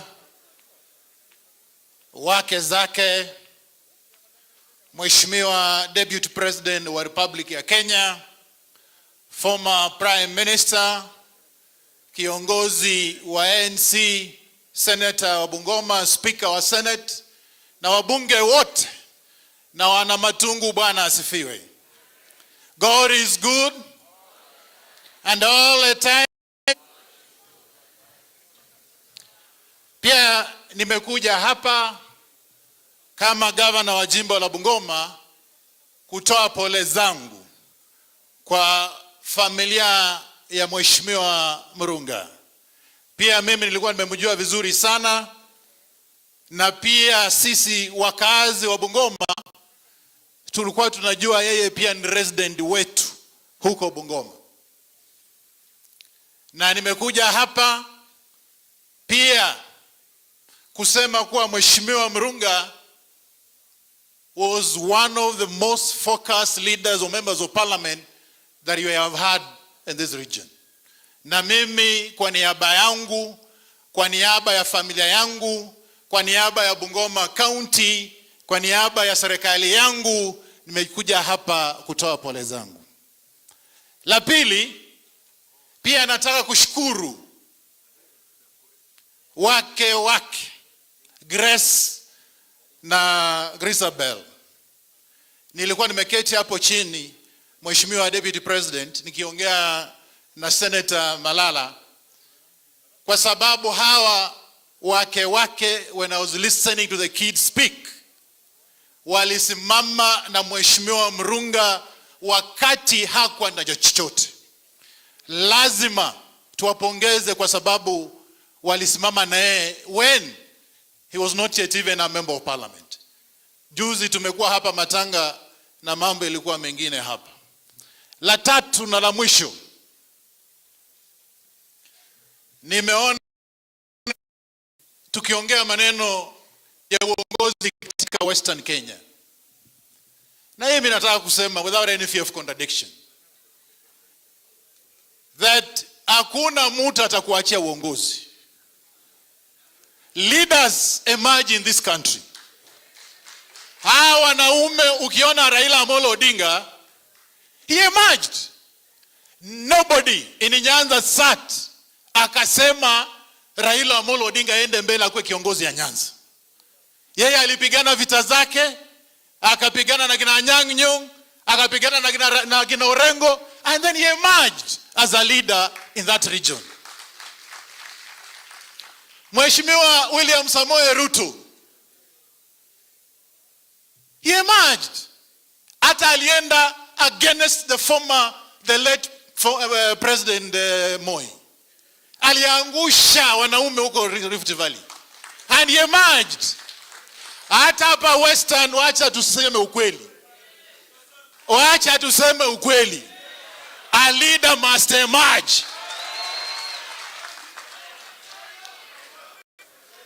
Mambo ya kusema atoa, kwani siku hizi atuchukue Musalia, uchukue Oparanya, atuwae pamoja wakae, atuwaamue. Watu wanatafuta msichana mmoja unaweza kaa pamoja akaamua.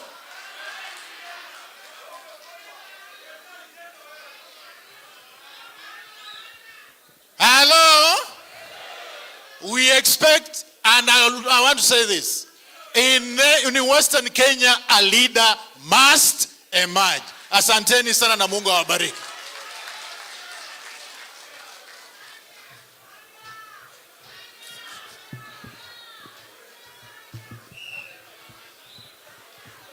Asante Bwana Wangamati. Nataka nimtambue Sabula, Mheshimiwa Sabula, vile mnajua mwili wa marehemu ulipitia kule kwake. Sasa alikuwa kule kupokea mwili, aje hapa haraka aseme vile mlikuwa kule.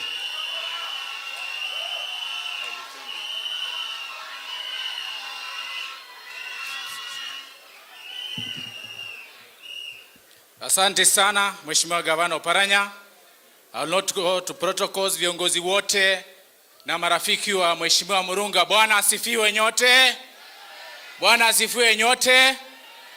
Mimi leo nimeamka saa 11 asubuhi kumkaribisha mwili wa Mheshimiwa Murunga kule Lugari.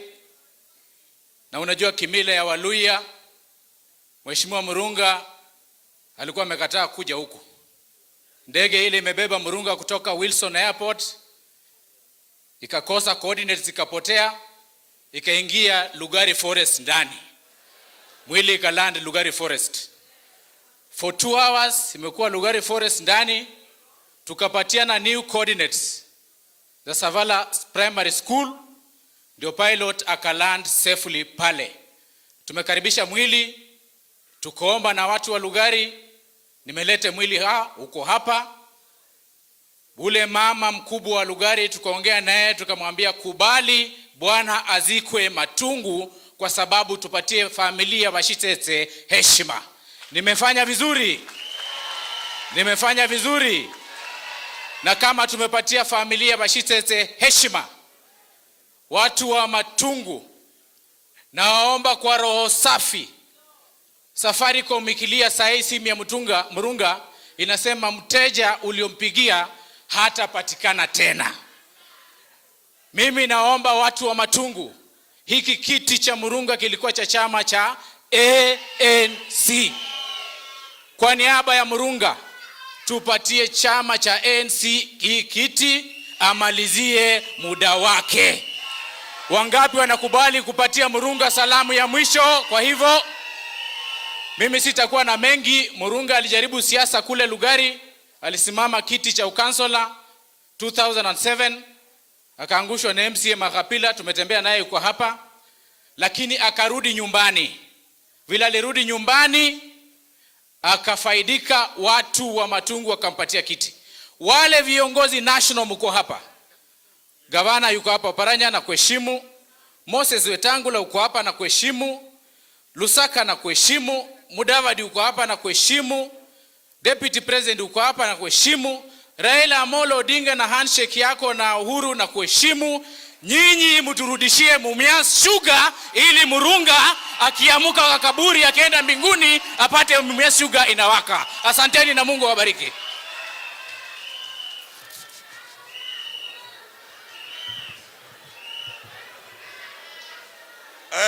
Nataka nimtambue Mheshimiwa Sifuna.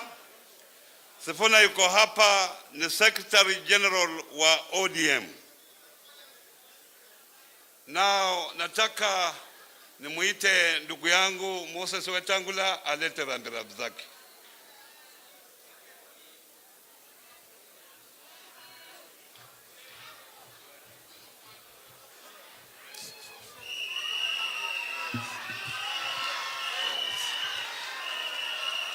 Bandu befwe mulembe, mulembe swa, mulembe te, mulembe mia, muli moyo. Tunasimama hapa mbele yenu, itikadi zote zikizingatiwa, nikitambua Deputy President, Prime Minister, ndugu yangu Musalia, Speaker, my colleague senators na viongozi wote ambao mko hapa. Tumekuja hapa kumzika mmoja wa shujaa wetu, Justus Murunga. Grew up in Bungoma. Unajua wakati ule Chief King Mumia conquered the whole of Mlembe Nation.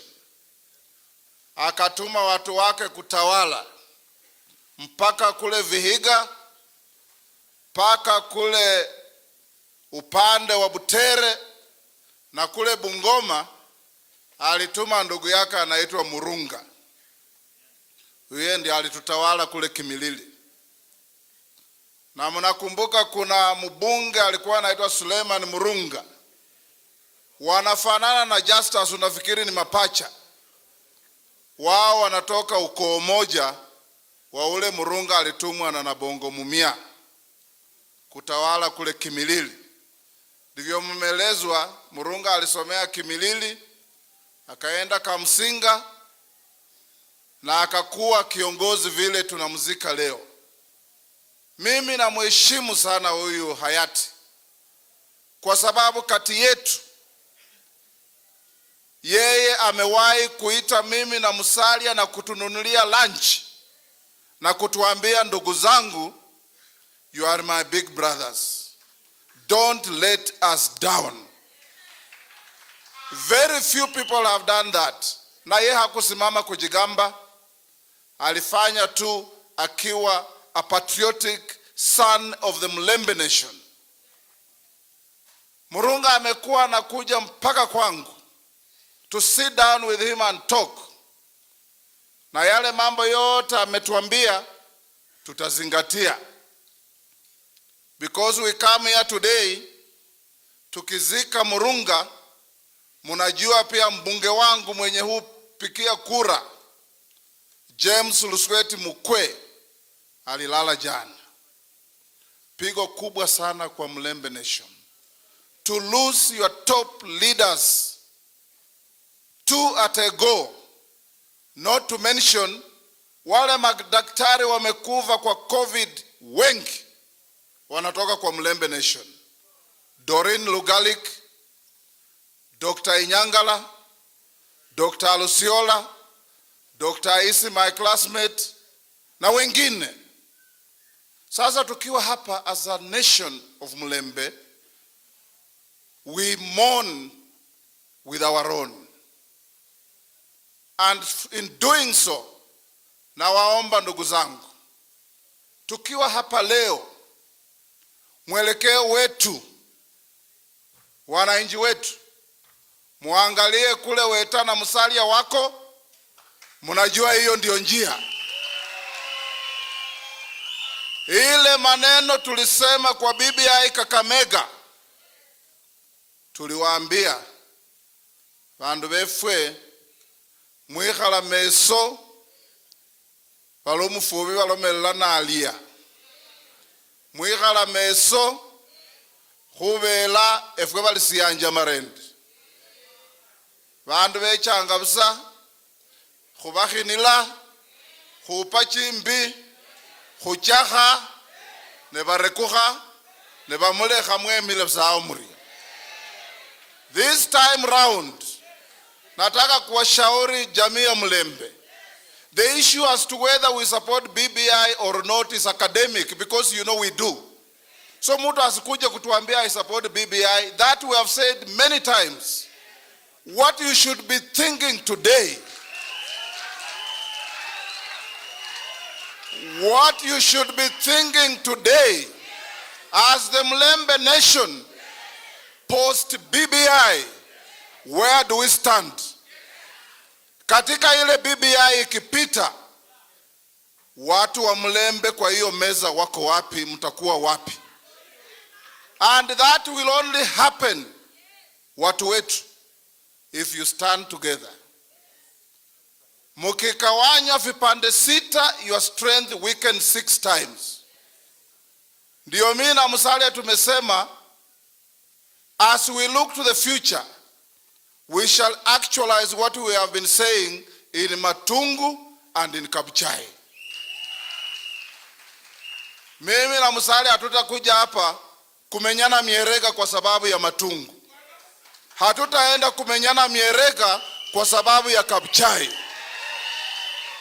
Tutatembea pamoja.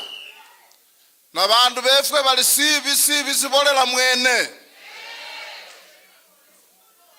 Sibolela nanu omwene. Nenamubolela khanile molundi. Omundu akhaba na akhuleka sekengila munji mwoka kwa basi lo mukazi kuituruma wapa chimbi tawe.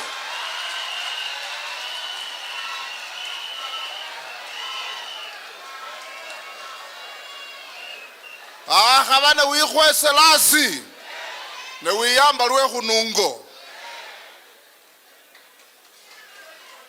Leo tunamuzika shujaa Murunga. We want to live by his ideals.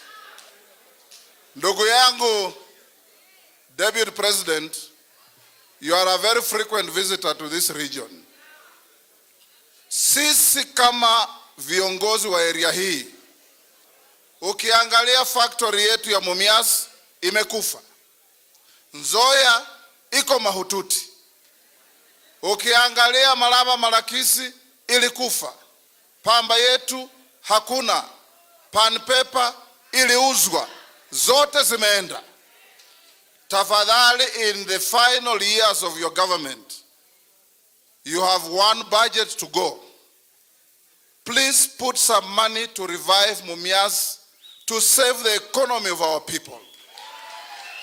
Please put some money in Zoya to save the economy of our people. And we have said, and I want to repeat as I go to sit down, hawa viongozi hao naona hawatakubali kuleta mtu mwenye hatujui hata akiwa na mali namna gani. Hata anakuja kulisi Nzoia Sugar Company. Hata anakuja kulisi Mumias. We want to define the interests of the people of this region. Agriculture is 100% devolved. Hand over Mumias to Kakamega County. Let them look for a strategic investor. Hand over Nzoia to Bungoma County. We shall get a strategic investor. But to bring us mysterious tycoons,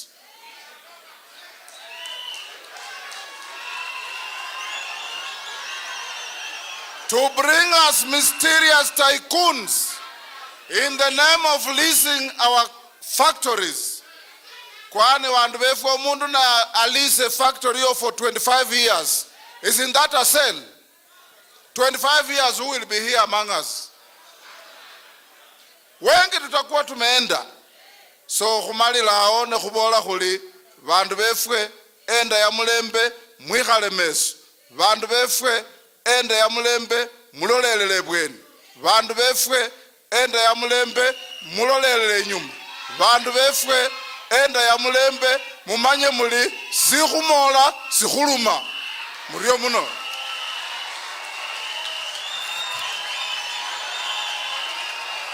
Aya.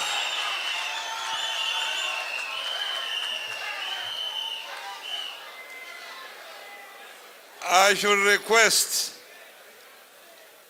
Deputy President wants to go somewhere before he goes back to Nairobi. So I will request those remaining, if you can be to the point. H.E Musalia Mudavadi, karibu.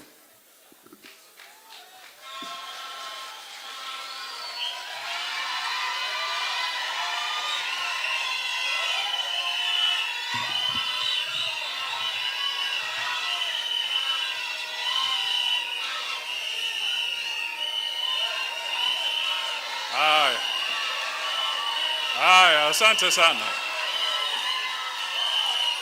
Okay.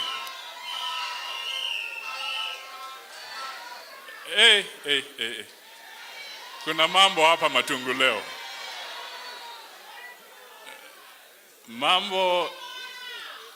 Mambo ni ajabu. Hawa ni watu maelfu na maelfu. Haya, kwa familia ya marehemu Justus Murunga na watu wa Matungu wote na watu wa Kakamega County na watu wa Western Kenya, Deputy President Mheshimiwa William Samoei Ruto, Prime Minister Raila Amolo Odinga ambaye pia ni party leader wa ODM, magavana wetu, Senator na wabunge ambao wako hapa na mwenzangu Moses Wetangula. Kwanza kwangu binafsi na kwa binafsi ya chama cha ANC, tunasimama hapa Matungu siku hii kusema pole kwa familia, pole kwa watu wa Matungu, na tena sisi kama ANC tunaombeleza kwa sababu tumepoteza mmoja wetu. Tunaomba Mungu arehemu familia na arehemu watu wa Matungu na wa Kenya kwa kijumla. Hii ni pigo kubwa, na wale wote wamezungumzia kuhusu Justus wamesema vile walimjua. Mimi kama kiongozi wa ANC nataka tu niseme hivi: Mheshimiwa Murunga alikuwa mtu ambaye hauwezi ukachezea. Mheshimiwa Murunga, ikiwa kuna mjadala na wewe uko hapo na labda neno lako haliingii vizuri, yani you are not making logic or you are not being logical, kaa chonjo, kwa sababu unaweza pokea kofi. Kwa hivyo kwa kifupi, vile nilisema kule St. Stephen's, nilisema Murunga was positively aggressive.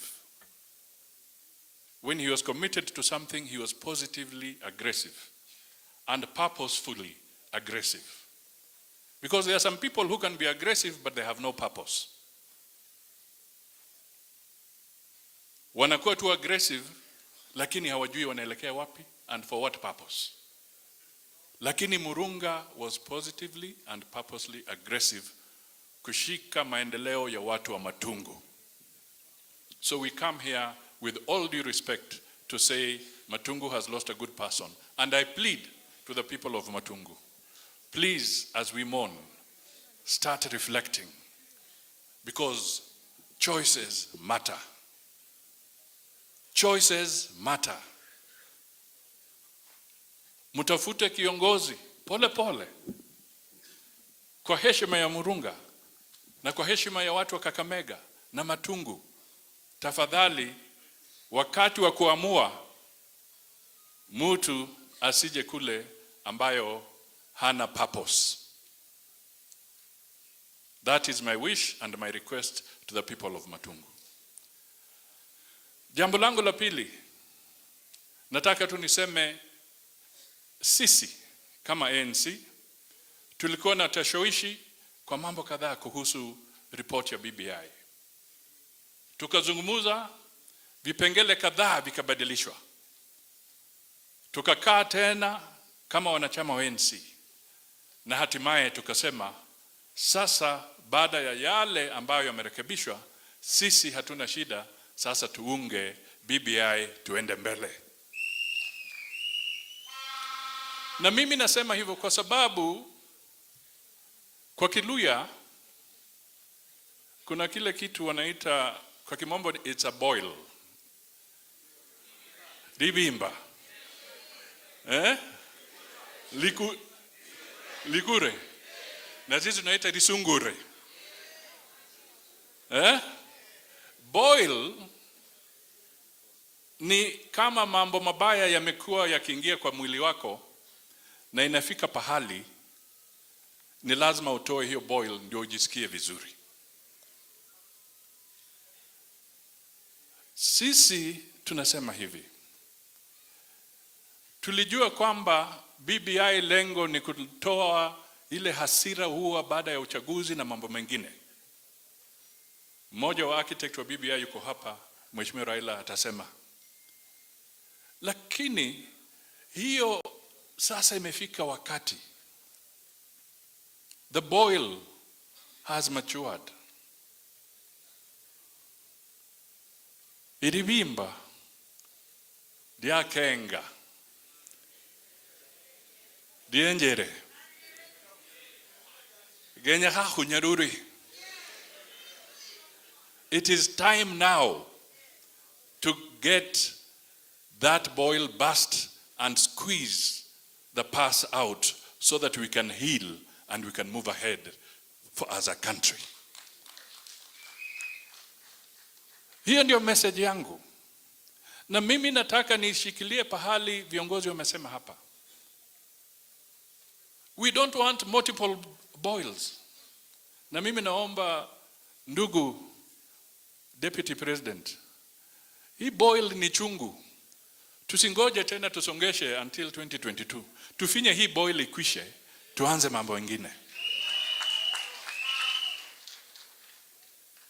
Kwa sababu tutashikwa na multiple boils. Tuko na boil hii ya BBI, tufinye itoke. Lakini kuna boil ingine kubwa ya uchumi. Hiyo hata si boil, sijui hiyo ni kitu gani. Hiyo ni kubwa. Mimi nimekuwa mmoja wa wale nikisema kwamba madeni yanatufinya. Na we shall be caught up in a debt trap. From 2015 nilikuwa nasema hivyo, watu wakasema ni mchezo. Now the Minister for Treasury Yatani anakubali we are in a thick situation. Tuko kwa tabu. Munazungumza we want to revive Mumias. Let me tell you from where I sit and from where I'm standing.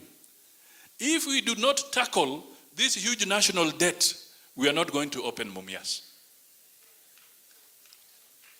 I'm telling you the truth. Kwa sababu zile pesa ambazo tunasema vile Weta amesema kwamba ziwe kwa budget, unless we have a way of addressing the national debt issue, there shall be no money to be set aside kwa mambo ya kurevive Mumias. So we have a Herculean task as a nation. Na ndio kwa sababu mimi nasimama hapa nikisema the time for lies is over. Wakati wa porojo is over. This is not time to tell people that everything is all right. It is not.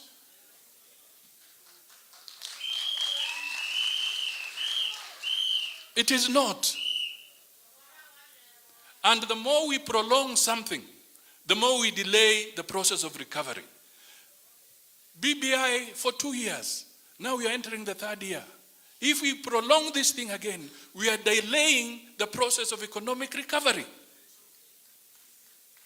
Mimi nataka tufike tukiingia 2022. Mimi, I should be selling what is my agenda for the people of Kenya when I'm seeking the presidency. And anybody else who is seeking should be telling the people, this is what I'm seeking for Kenya. Whether it is Deputy President, whether it is Mheshimiwa Raila, or anybody else. Whoever is there, let us finish this debate. Because we are causing confusion to investors. We are delaying investors. We are making them uncertain. They don't know where this thing is going to go. For how long are we going to delay them? Let us get rid of this uncertainty. Let us burst the boil. Let us burst the boil. Hiyo boil ikiwa chungu na baridi ingie, hata ukijaribu kufanya tu kidogo hivi inakuwa painful. So let us burst the boil. And who is going to burst the boil? The Kenyans. They will vote yes or they will vote no. But we cannot continue prolonging this debate.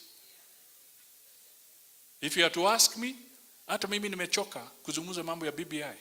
So let us burst it. Let us burst it. Let us burst it. Tufinye hii kitu. Mambo ikwishe. Tuanze kutembea kama Wakenya. Na tutoe agenda mpya. This is the message I'm putting across. Kwa hivyo Bwana Deputy President, wewe ukikaa kwa boil hapo hautakaa vizuri. Let us burst this thing. Kwa hivyo mimi namalizia nikisema let us move as a nation, let us work together, let us work for the interests of this country. And I'm sure we shall succeed. But as I speak again, Let me remind you, agenda number 1, the economy. Agenda number 2, the economy. Agenda number 3, the economy. God bless you all, and may Murunga rest properly in heaven. Asante. Asante sana.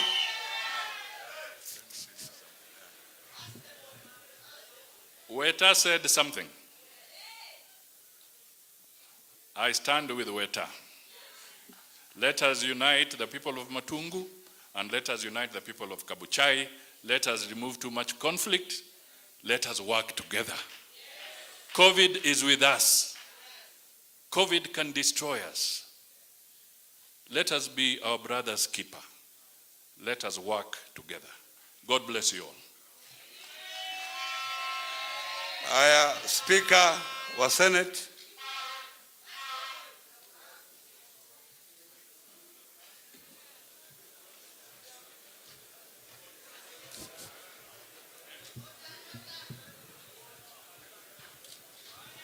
Okay, order.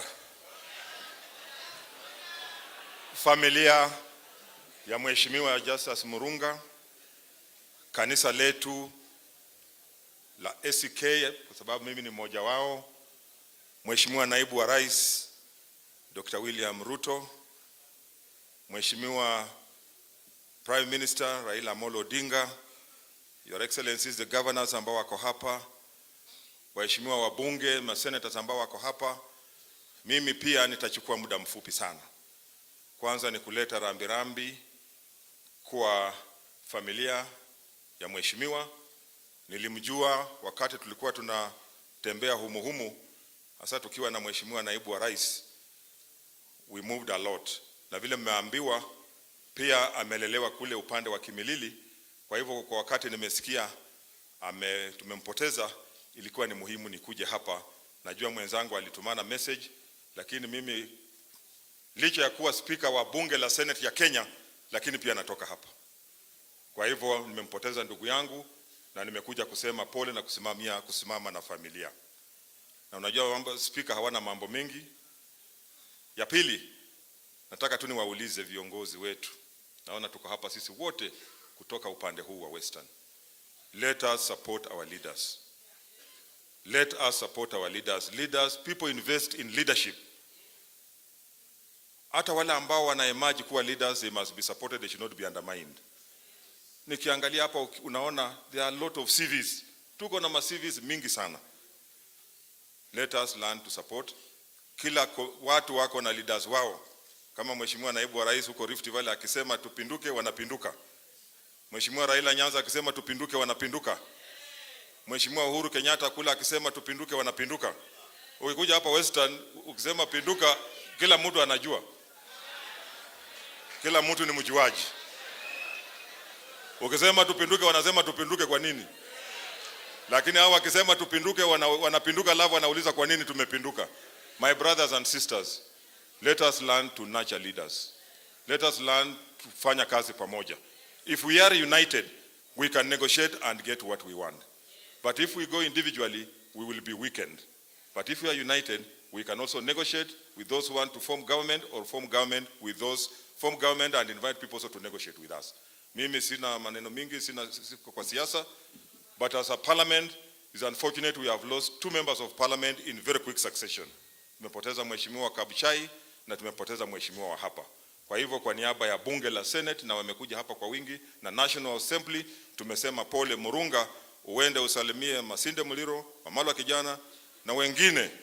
Waambie tuko kangari kabisa, ulituacha bado tunashikilia doria, na hiyo ni barabara yetu, wakati wetu ukifika tutakutana. Mungu amlaze mahali pema peponi. Asanteni sana.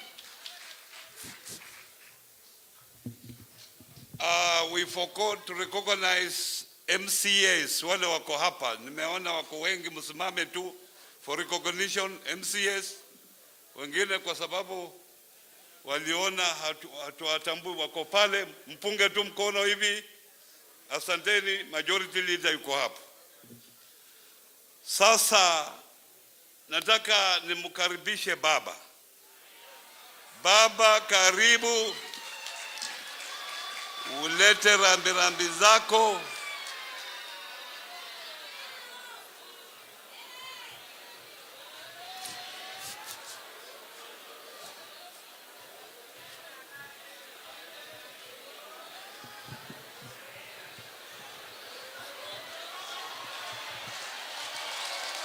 Haya, viongozi, familia ya ndugu yangu Justus Makoha Murunga, viongozi wa kanisa wa Anglikani, mimi ni mwenyewe nikiwa Anglikani, na wananchi wote, bandu bosi mirembe mirembe handi muli moyo. Mimi nimekuja kuaga ndugu yangu, na nimekuja hapa kama omushishetsi.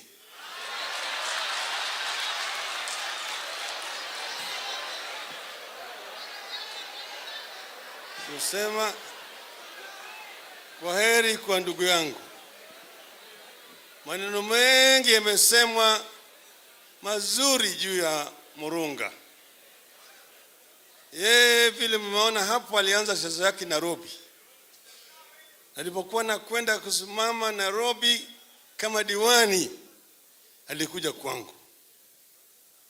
Kwa hivyo mimi najuana na yeye kabisa. Alijaribu, bahati mbaya hakuvua dafu. Baadaye amerudi nyumbani, na hapa watu wa nyumbani hapa wakamkumbuka yeye. Mlisikia mwingine alisema ati moja relative yangu moja alikuwa hapa. Huyu alikuwa babu yangu.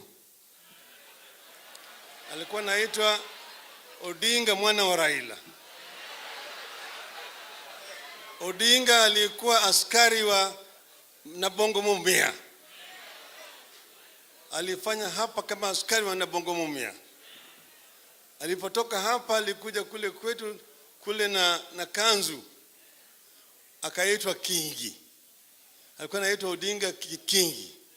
Na mimi nimetajwa yeye, kwa hivyo mimi nikiwa nyumbani naitwa Kingi, kwa sababu yeye alikuwa askari wa Kingi na Bongo Mumia. Lakini Odinga alikuwa anakuja hapa kwa sababu gani? Kwa sababu ya uko wetu. Kule zinaitwa watu wa Sakwa. Sakwa. Sasa Wanga, ukienda kule Bunyala, kuna mlima naitwa mlima ya Wanga, God Wanga. Kule ndio Wanga alitoka, alipotoka Uganda akaingia kule Bunyala. Alipotoka pale walikuwa watu watatu. Ndugu yake mmoja alikuwa anaitwa Nyadundo. Hawa ndio watu watiriki. Mwingine alikuwa anaitwa Wila. Wakaja, Nyadundo akabaki kule. Alafu Wanga na Wila wakaja mpaka hapa Matungu. Na Wanga akawa na Bongo.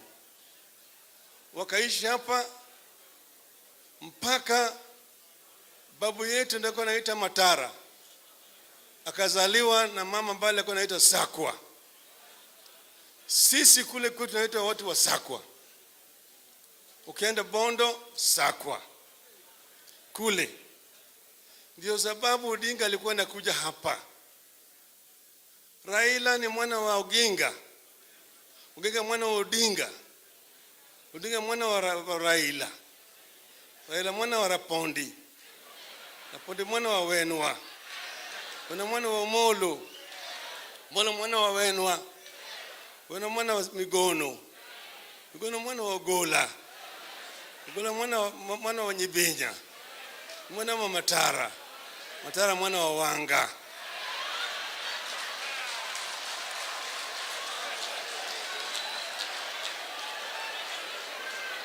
Kwa hivyo nikiwa hapa mimi niko nyumbani.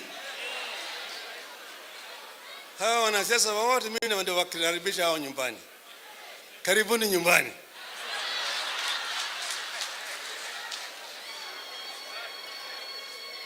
Na mimi nasema Murunga ameenda, lakini naona Murunga amewacha Murunga ingine.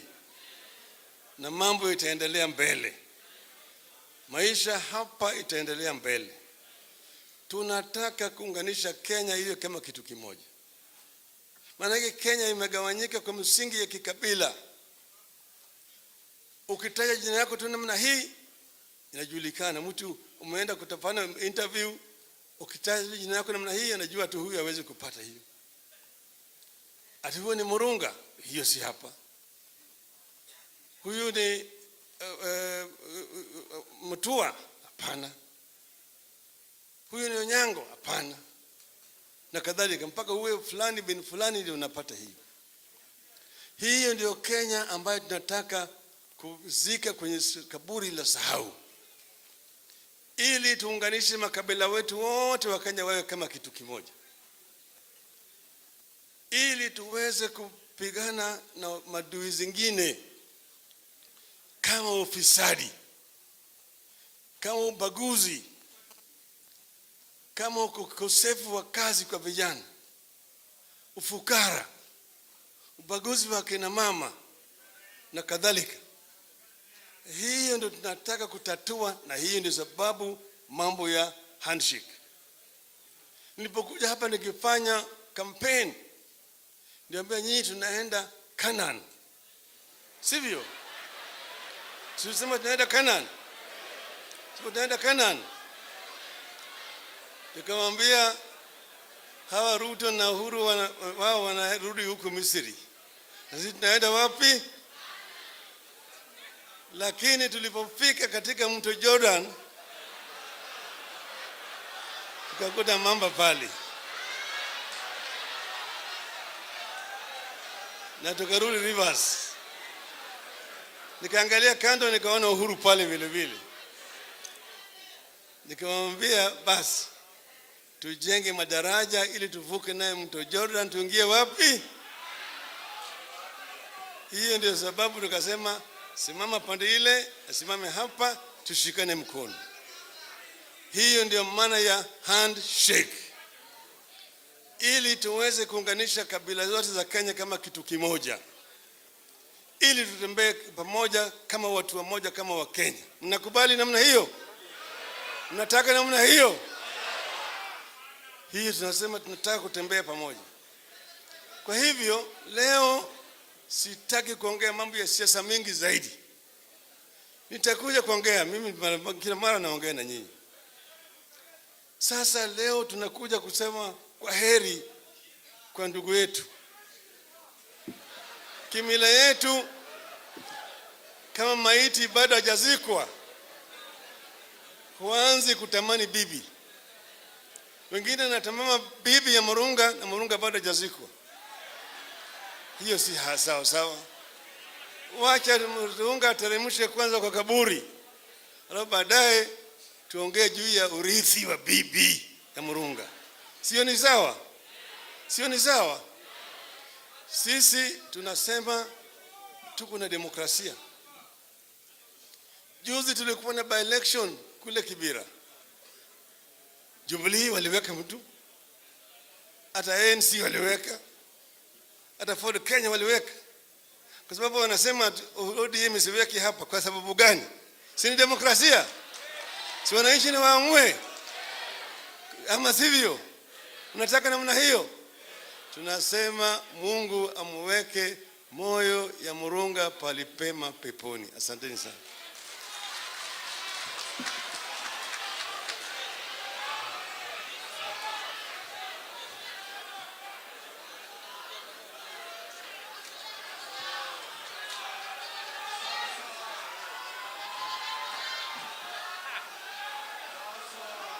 Tafadhali sasa nataka nimkaribishe the Deputy President of the Republic of Kenya. Karibu.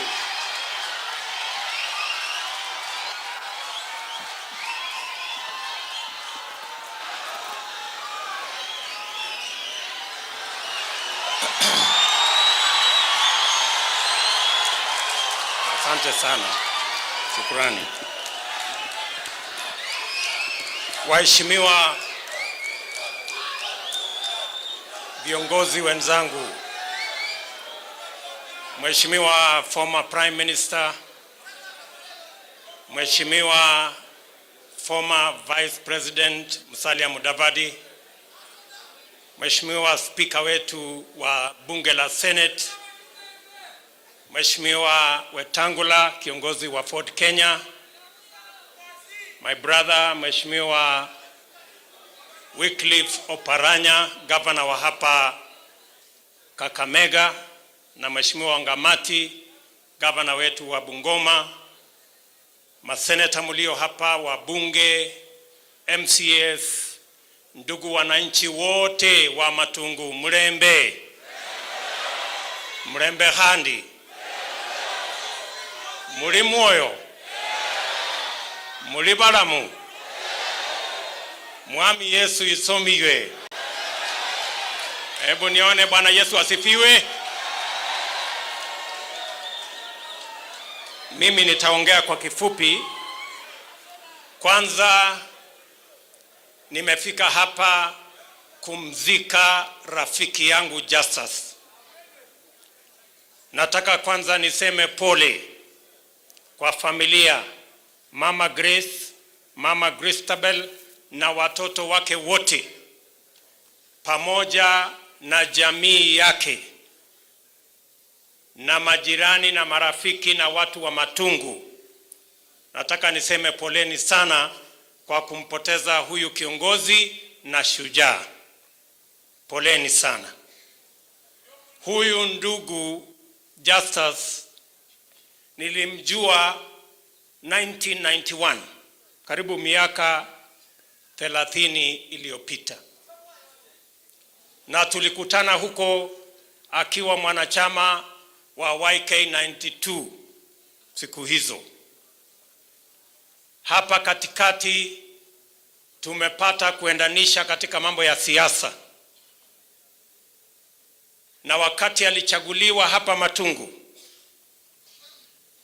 na mimi nikachaguliwa kama naibu wa rais, yeye akasema na mheshimu Musalia Mudavadi, kiongozi wangu wa chama, lakini kwa sababu wewe umechaguliwa naibu wa rais wa Kenya, pia na wewe tutafanya kazi na wewe.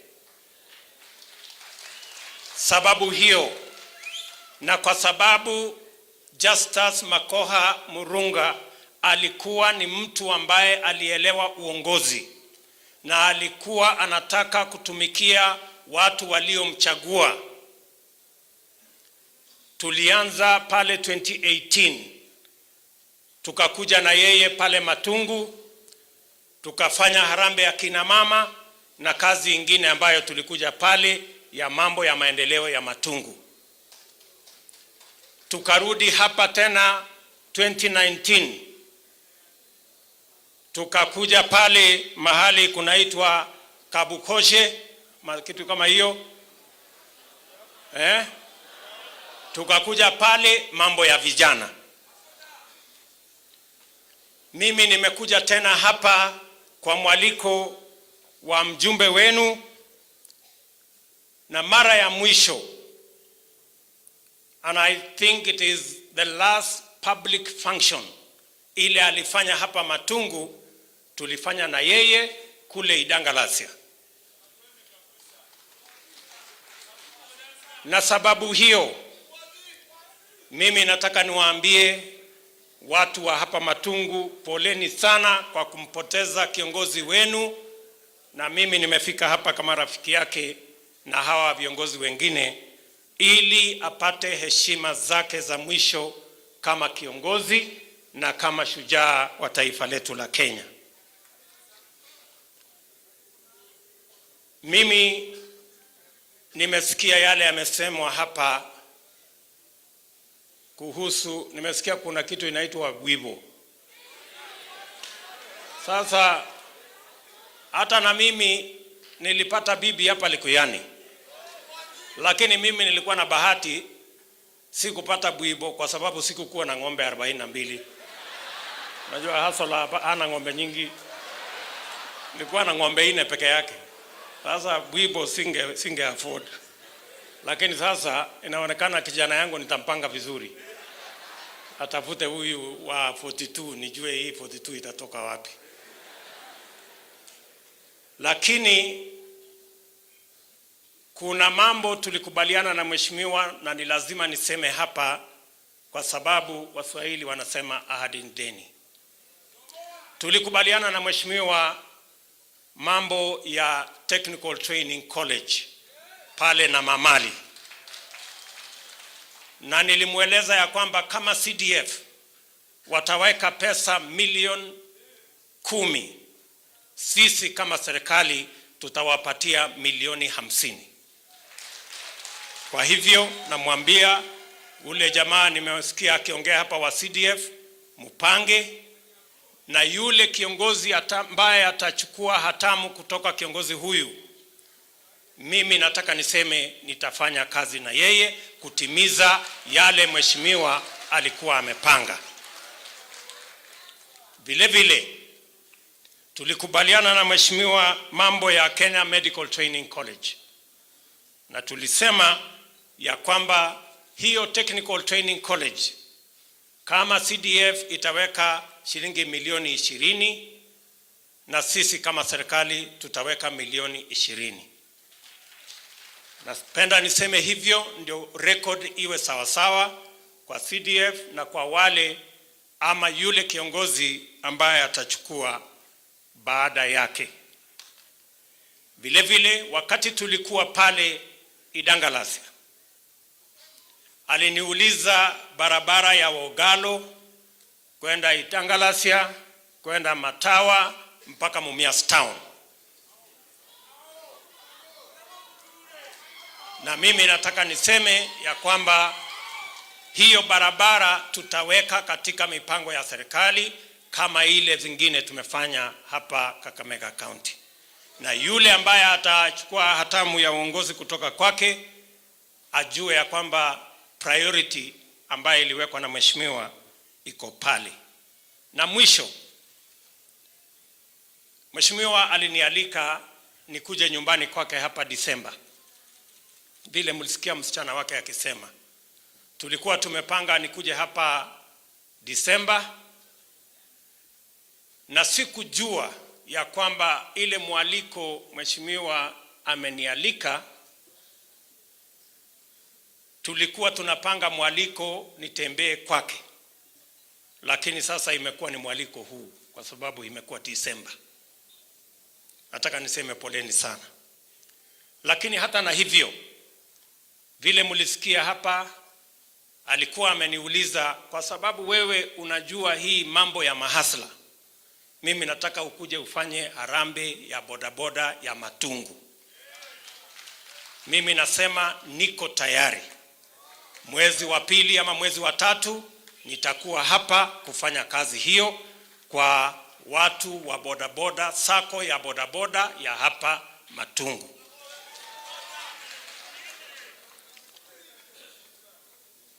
Mwisho, nimesikia yale viongozi wenzangu wamesema, na kwa kweli sote tunakubaliana hatutaki tena siasa chafu ya ukabila na chuki na kutengana. Sisi wote tunataka kutafuta vile tunaweza kutembea pamoja, kila mtu apate nafasi ya kutafuta uongozi, sio kwa misingi ya kabila, lakini kwa misingi ya kuwa na sera ya kubadilisha maisha ya watu wa Kenya. Na nakubaliana ya kwamba sisi wote lazima tutafute tutaenda mbele pamoja namna gani.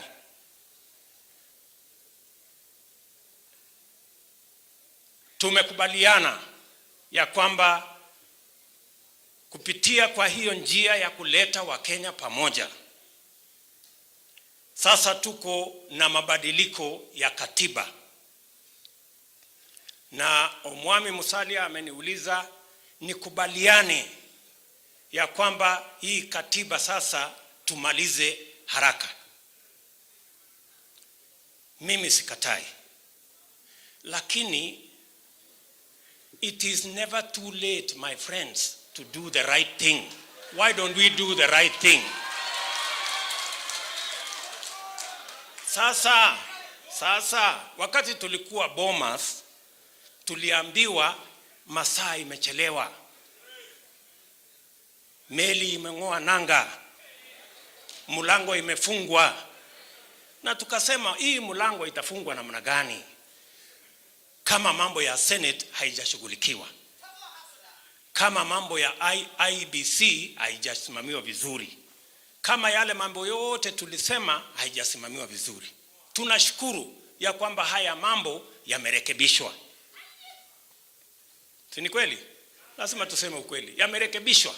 Lakini kama hatungesema na ile haraka mlikuwa mnatuharakisha, si tungepitisha katiba mbovu? Sasa mimi nawauliza tu, kuna mambo mawili. Ama ni namna gani jameni? Kuna mambo mawili na haiwezi kuchukua mwezi, haiwezi hata kuchukua wiki moja. Ni mambo tunaweza kutatua in one day. Mambo tu mangapi? Mawili. Mimi nawauliza kwa heshima kubwa, tukisema ya kwamba kina mama, kina Elsie huyu ambaye mmemchagua hapa, ati Elsie msimchague ati sasa aende ateuliwe na chama. Sasa hata kama tunadharau hawa wananchi, jameni, why do we want to take the responsibility of electing women reps from the people? Sisi viongozi tujipatie hiyo kazi ati twende tuchague marafiki zetu? Hapana.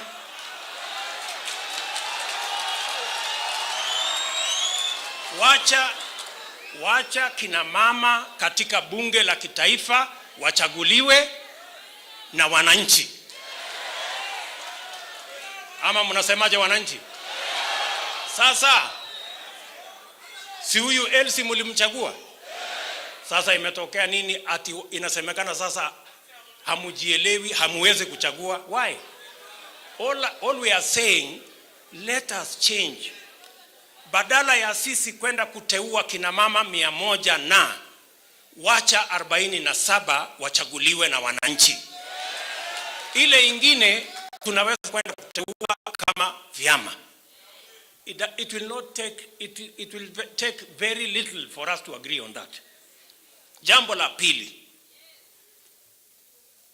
na ninashukuru unajua mimi na Musalia, huyu Murunga alikuja kwangu akaniambia, wewe huyu Musalia mimi nataka mfanye kazi na yeye, na hata wewe Musalia unajua vile alisema, na ni kweli, si namna hiyo? Sasa jambo la pili, and we are being honest, we are Kenyans, we want the best for all of us. Ama namna gani?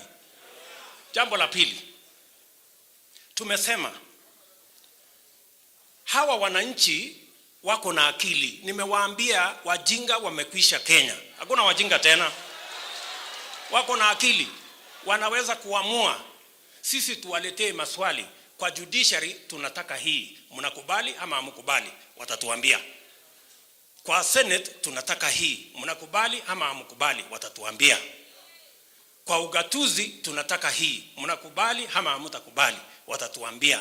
Lakini msiseme ati hawa wa Kenya watachanganyikiwa. Watachanganyikiwa namna gani? Na sisi wote hapa tumechaguliwa na hawa. Na mwananchi akienda kupiga kura anajua atapigia governor, hawezi kuchanganyikiwa. Anajua atapigia senator, anajua atapigia MCA, anajua atapigia women rep, anajua atapigia senator, anajua atapigia rais. Sasa kama hawa wananchi wanaweza kuchagua viti 6 mara moja, mnasema hawezi kujibu maswali 6 mara moja? My friends, tuache kudharau wananchi bwana. Tuweke heshima. Ama namna gani? Those are very basic things ambaye tunaweza kukubaliana one morning, alafu tuende sote. Wa Kenya hawa wataweza kuchagua vile tutaenda mbele pamoja. Nimesikia Malala rafiki yangu ameniambia, wewe unachelewesha mambo bwana Deputy President, si utoe mwelekeo.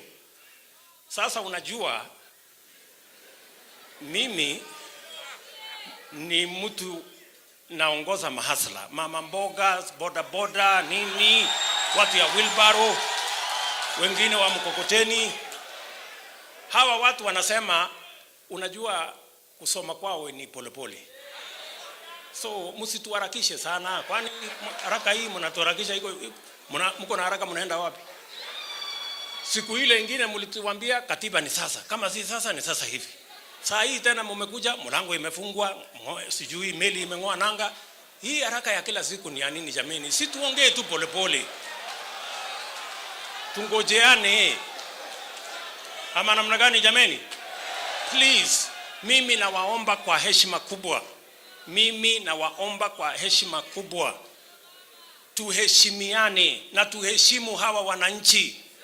Sasa unakuja kuwaambia hawa tumesema yes ama tumesema no. Huyu hajasoma, ajui unasema yes nini, ajui unasema no nini, alafu unasema tumesema no. Hao sijui kama tunaelewana.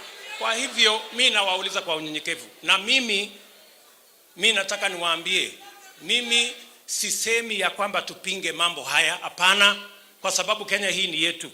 Nasema kuna vile tunaweza kurekebisha ndio Wakenya wote watembee pamoja, and I have said and I will repeat, it is never too late to do the right thing. That's all we are saying. Ama namna gani jameni? Tuko pamoja? Na nasema hivyo kwa heshima kubwa. Hatutaki kuonekana ati tuna dharau watu wengine. We want to move together. Sitaki kusema kuzidi hapo. Mimi nitarudi hapa. Mambo ya Mumias. Wacha niseme maneno ya Mumias. Maneno ya Mumias. Nyinyi mnajua mimi nimekuja hapa Mumias mara nyingi. Tulikuja hapa mara ya kwanza na rais, tukalete bilioni 2 ya kwanza. Tukarudi tena, tukalete bilioni nyingine karibu 2. Tumerudi hapa, tuka-appoint our brother Oparanya awe co-chair ya kuzungumzia haya mambo yote ya sukari. Mumesikia hatua ile imefika. Ile mimi nataka niwaambie, sisi kama serikali ya kitaifa tumesema, na ninakubaliana na yale Wetangula alisema, tumekubaliana ya kwamba sisi tuko tayari kuhakikisha ya kwamba zile shares ya serikali ya kitaifa ambayo iko Mumias, ambayo iko Soni, ambayo iko hapa chini, hizo shares tutapatia county ya Kakamega, ile ya Kakamega, na ya Bungoma, ile ya Bungoma, bila malipo yoyote, for free. We want to donate those shares to the county government. Na vile vile tunasema county government wenyewe wajiamulie. Hatutaleta investor hapa. County government wenyewe, because agriculture is devolved, wako huru kuhakikisha ya kwamba wale investors wanaotaka ndio watakaopata nafasi ya kuendelea mbele. Mimi nataka sasa kwa heshima nisome taarifa. Mambo ya barabara nitarudia. Nitakuja mambo ya barabara, msijali. Mimi nataka nisome sasa taarifa ya kiongozi wetu na rais wa Jamhuri ya Kenya, Mheshimiwa Uhuru Kenyatta, kwa familia, kwa marafiki na kwa watu wa Matungu kwa kifo cha huyu shujaa. Message of condolence to the family, relatives and friends of the late Honorable Justus Murunga. It is with great grief and a deep sense of loss that I learned of the death of Honorable Justus Murunga Makoha. And I send you this message of condolence and encouragement. Although he was serving his first term as a member of parliament, Honorable Murunga had already exhibited the kind of dedicated leadership that was surely set to transform the lives of the residents of Matungu. He was a diligent, industrious servant of the people and possessed unique leadership skills that earned him support from his constituency and beyond. And he was also a courageous man who always stood for what he believed in, even when it was not popular. There is no doubt in my mind the death of Honorable Murunga leaves a huge vacuum that will be hard to fill, certainly not by these few words of consolation. But as we dedicate the life of Honorable Murunga to eternal peace, let us celebrate his life, keep his fond memories in our hearts, and pray to God for comfort to overcome the sadness and the pain occasioned by his departure. As Christians, let us be comforted by the word of God in Revelations 14:13, which says, and I quote, "And I heard a voice from heaven saying unto me, Write, blessed are the dead who die in the Lord from henceforth. Yea, said the Spirit, that they may rest from their labors, and their works do follow them." Although Honorable Murunga has left us, his inspirational life will remain a great legacy to all those who knew him. We are privileged that he lived amongst us, and we thank God for the time we shared with him. In this hour of sorrow, I convey my deepest sympathies and heartfelt condolences to Hon Murunga's family, relatives, and the people of Matungu Constituency. May the Almighty God rest Honorable Justus Murunga Makoha's soul in eternal peace. Signed, Uhuru Kenyatta, President of the Republic of Kenya, 5th December 2020. Asanteni sana na Mungu awabariki.